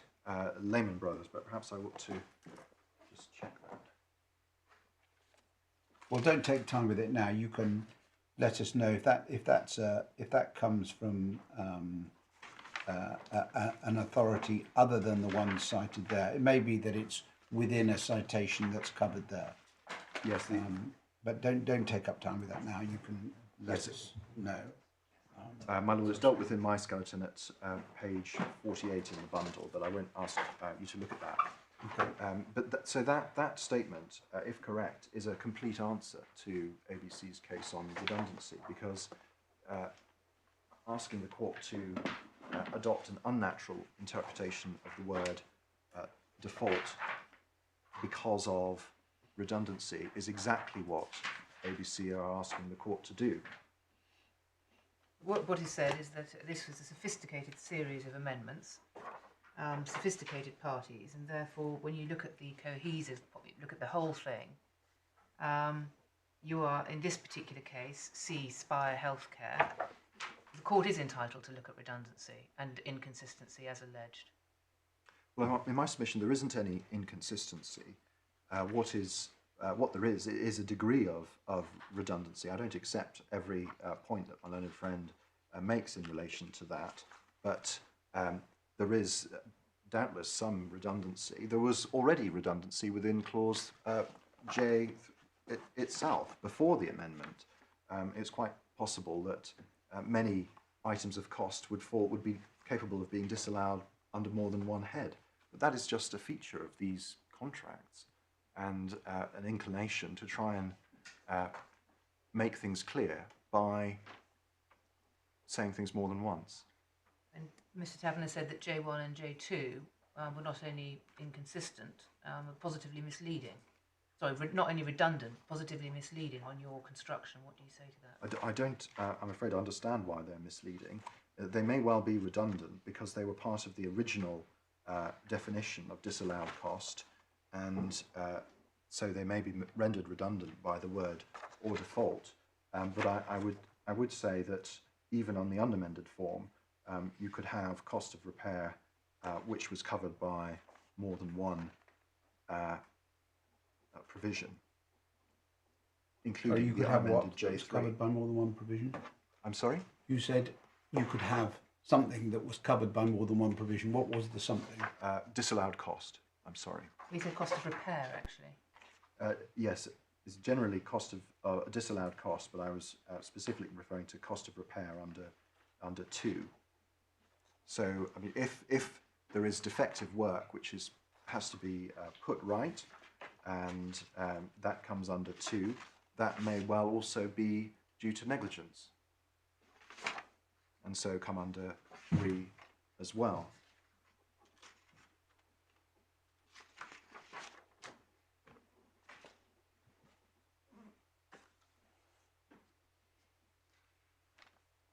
The position in this case is entirely different from that in the Secretary of State for Defence against Turner, in which my Lord Justice Coulson was dealing with an application which is in the bundle, but the redundancy there wasn't isolated terms here or there, but the entire operation, effectively, of the pain and gain share.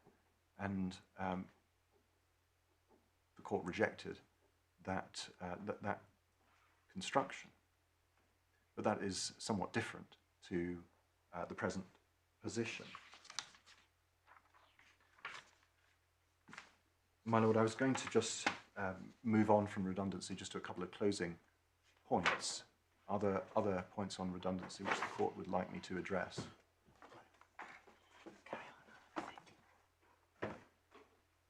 Carry on, Mr. Stanfield. My Thank lady you, my is lord. thinking.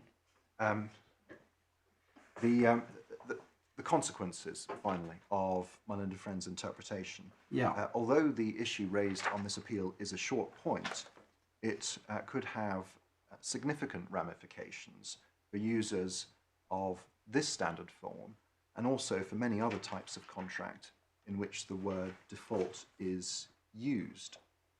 And of course, Well, that was partly why I gave permission to appeal. Because people always say when they apply for permission to appeal, oh, this has wide public importance and ramifications.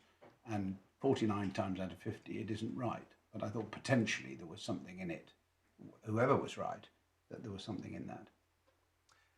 yes, and of course each case will depend on the context in which the word is used. Yeah. So the answer in this case won't necessarily apply to others.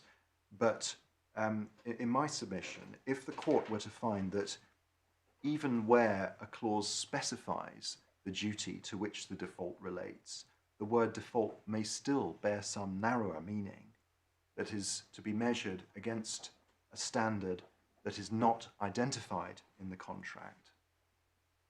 That finding would cause commercial parties to have considerable uncertainty and confusion when they use that word, not to mention the lawyers who have to advise on what it means. Well, we needn't feel too sorry for them. So in those circumstances, I ask you to dismiss the appeal. Thank you very much. I think maybe the point, or one of the points on little 1 and little 2, is that they are talking about defects, and therefore, by definition, something which is the result of a breach of some sort. But they carve out some defects which are to be disallowed costs, but other defects which don't fall within those paragraphs are therefore not disallowed costs. But then the rug is pulled out from under that by little 3 if it refers to any breach of contract. So what's the point of having taxed all our brains under little 1 and little 2 to see whether it's a disallowed cost because it's a particular kind of defect? When you get to 3, it doesn't make any difference. I mean, There may is be other points, but I thought that was one point which Mr. Taverner was making about. Yes, but the rug, though, may never have been there, my lord, because the overlap was there in the unamended provision. If you have a cost, any cost due to negligence on the part of the contractor in compliance with his obligations, a defect is almost inevitably going to be the result of negligence in the performance of obligations. Yes, but negligence still allows then that there will be some defects which do not result in disallowed costs. That is true, but there will be... Whereas on the Network Rail construction, there won't. No, but the point I was seeking to address was that in 3, if negligence applies to some defects which might not be caught by 1 or 2. Okay. So there was a degree of overlap in any case.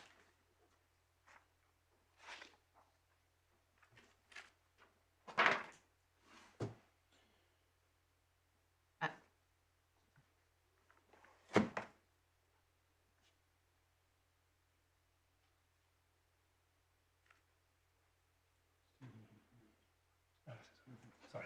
That's right. So, Yes. Do you want to say anything about Mr. Taverner's submissions in relation to clause 81.4, page 171, supplementary bundle tab 4, which is the test for completion, which you made reference? I think this, I don't recall that provision being referred to in the Coulson argument, so I So can this endeavour is to under do the heading contract cohesion, page. page 171, clause, this is tests on completion, Yes. 81.4, 81 subsection 4, the last sentence. Yes. Well, they're consistent. It's consistent with the addition in terms of disallowed costs, but it could be said that it's not necessary to have that provision here, where you've got a general provision elsewhere in the contract. But the contract is full of instances like that, presumably so that when the user of the contract is looking at the provision, saying, well, what are the requirements for signalling testing activity, the user can see what those requirements are and what the consequence is of not complying with them in the same place without having to trawl backwards and forwards through other provisions of the contract. So there is a sound practical reason for having that provision there, even though it may ultimately be redundant. So is your submission that the amendments are not particularly sophisticated in the sense of doing a thorough, complete, total rewrite in a way that would be as tight as could be? They're certainly But not they're as particularly bad. they're certainly not as tight as could be, my lady.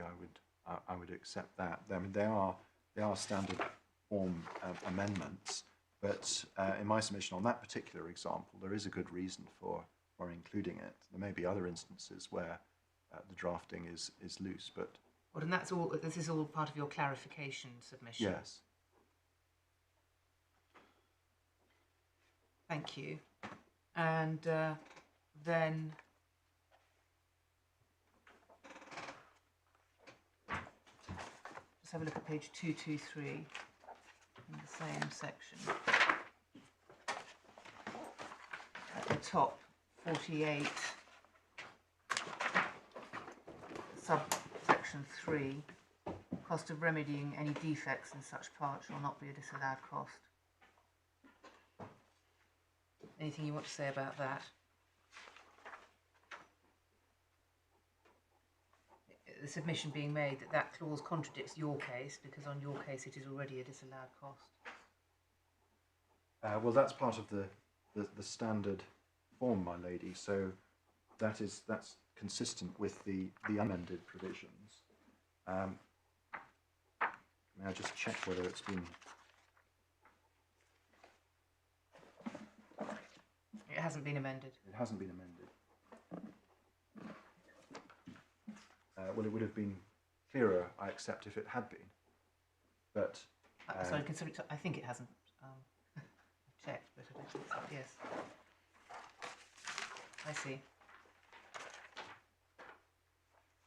But all of this leaves the problem, my lady, that if there is some redundancy and some inelegant drafting, that doesn't justify the particular construction which is put forward by ABC.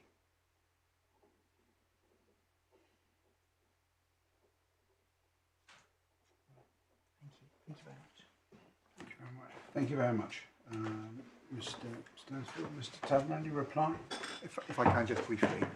First of all, could I address my lady point on the greater adjustment to add breach of contract point, if I can put it that way, which was dealt with by Mr. Stansfield. One says greater adjustment, and I ask rhetorically, why? Because if default, as alleged by Mr. Stansfield, simply means breach of contract, it's only two more words. It's negligence or breach of contract. The reason why it would be a greater adjustment in our respectful submission is that if you just read in breach of contract, it wouldn't make linguistic sense. And that really is a point in we'd say, in our favour. The second point is this, about the dictionary definition. My learned friends, as I understand it, my learned friend's submission is, read the dictionary definition. One, of course, could say, well, if it was simply matters of dictionary definitions, one wouldn't need courts. One simply would put in the dictionary definition. But if he's saying that the ordinary meaning is derived from the dictionary definition, then, and I'm sorry to go back to it, in paragraph 16 of his submission, at page 37, is in effect saying what he says should be put into the clause. In other words, the dictionary definition, which includes other types of breach of duty other than breach of contract. Now, in effect, what he's saying is the context of the clause cuts down the dictionary definition, and I say that the context of the clause absolutely makes it clear. And the reason why I say the context and the grammar of the clause makes it clear is the fact that negligence is put in as an alternative to default. What my learned friend said is that it's the fact that it's near to negligence that is immaterial or irrelevant, but it's not in our respectful submission. It's fundamental because it's the alternative. It is or. And those two are then introducing the rest of the sentence. It's negligence or default, and then we're into what I contend is something clearly about the quality of performance. Now, just dealing with the redundancy point, I guess, dealing with these quickly and briefly, to a certain extent, my learned friend tucks away the redundancy point at the end of his submissions. And he says, oh, well, all I've got to show is that the context gives an unnatural meaning to the word default. But in our respectful submission, it doesn't, because that submission of itself assumes what default means. And we say, in the context of J3, in the context of 11J as a whole, it doesn't mean breach of contract. And my learned friend didn't deal with the point that if one just, as it were, puts in breach of contract into that clause, in our respectful submission, doesn't make linguistic sense. Now, the final point that I make is about the authorities. The authorities show nothing more than default can mean different things. You've modified your position on that. You're not relying on any authority to say, there we go, this is what it means. You're saying, and it's not the way it's been put below, and there's no criticism of that. I agree. You're just saying it shows that it can mean different things in different contexts. Absolutely. Unless I can assist the court any further. Sorry, I didn't mean to continue. No. My note is that shows that it can mean anything, which is not a bad place to end. Thank you very much indeed. All right. Thank you very much, Mr. Taverner. Thank you both very much for the excellence of the written and oral submissions and the teams behind you. We will reserve our judgments. As I said yesterday, I like to think that this is a constitution with a reputation for getting their judgments done relatively quickly, but it is obviously coming towards the end of term, and that means there is a certain amount of traffic having built up. So we will do our best to get the judgments to you by the end of term, but we can't promise. When you get the judgments, they will obviously be in draft form. Please help us with any typos or obvious factual errors, but as you both know, it's not an opportunity to re-argue the case. And when we hand it down, it will be handed down in accordance with the current prevailing protocol which even more emphatically than normal does not require anybody to attend. Thank you very much.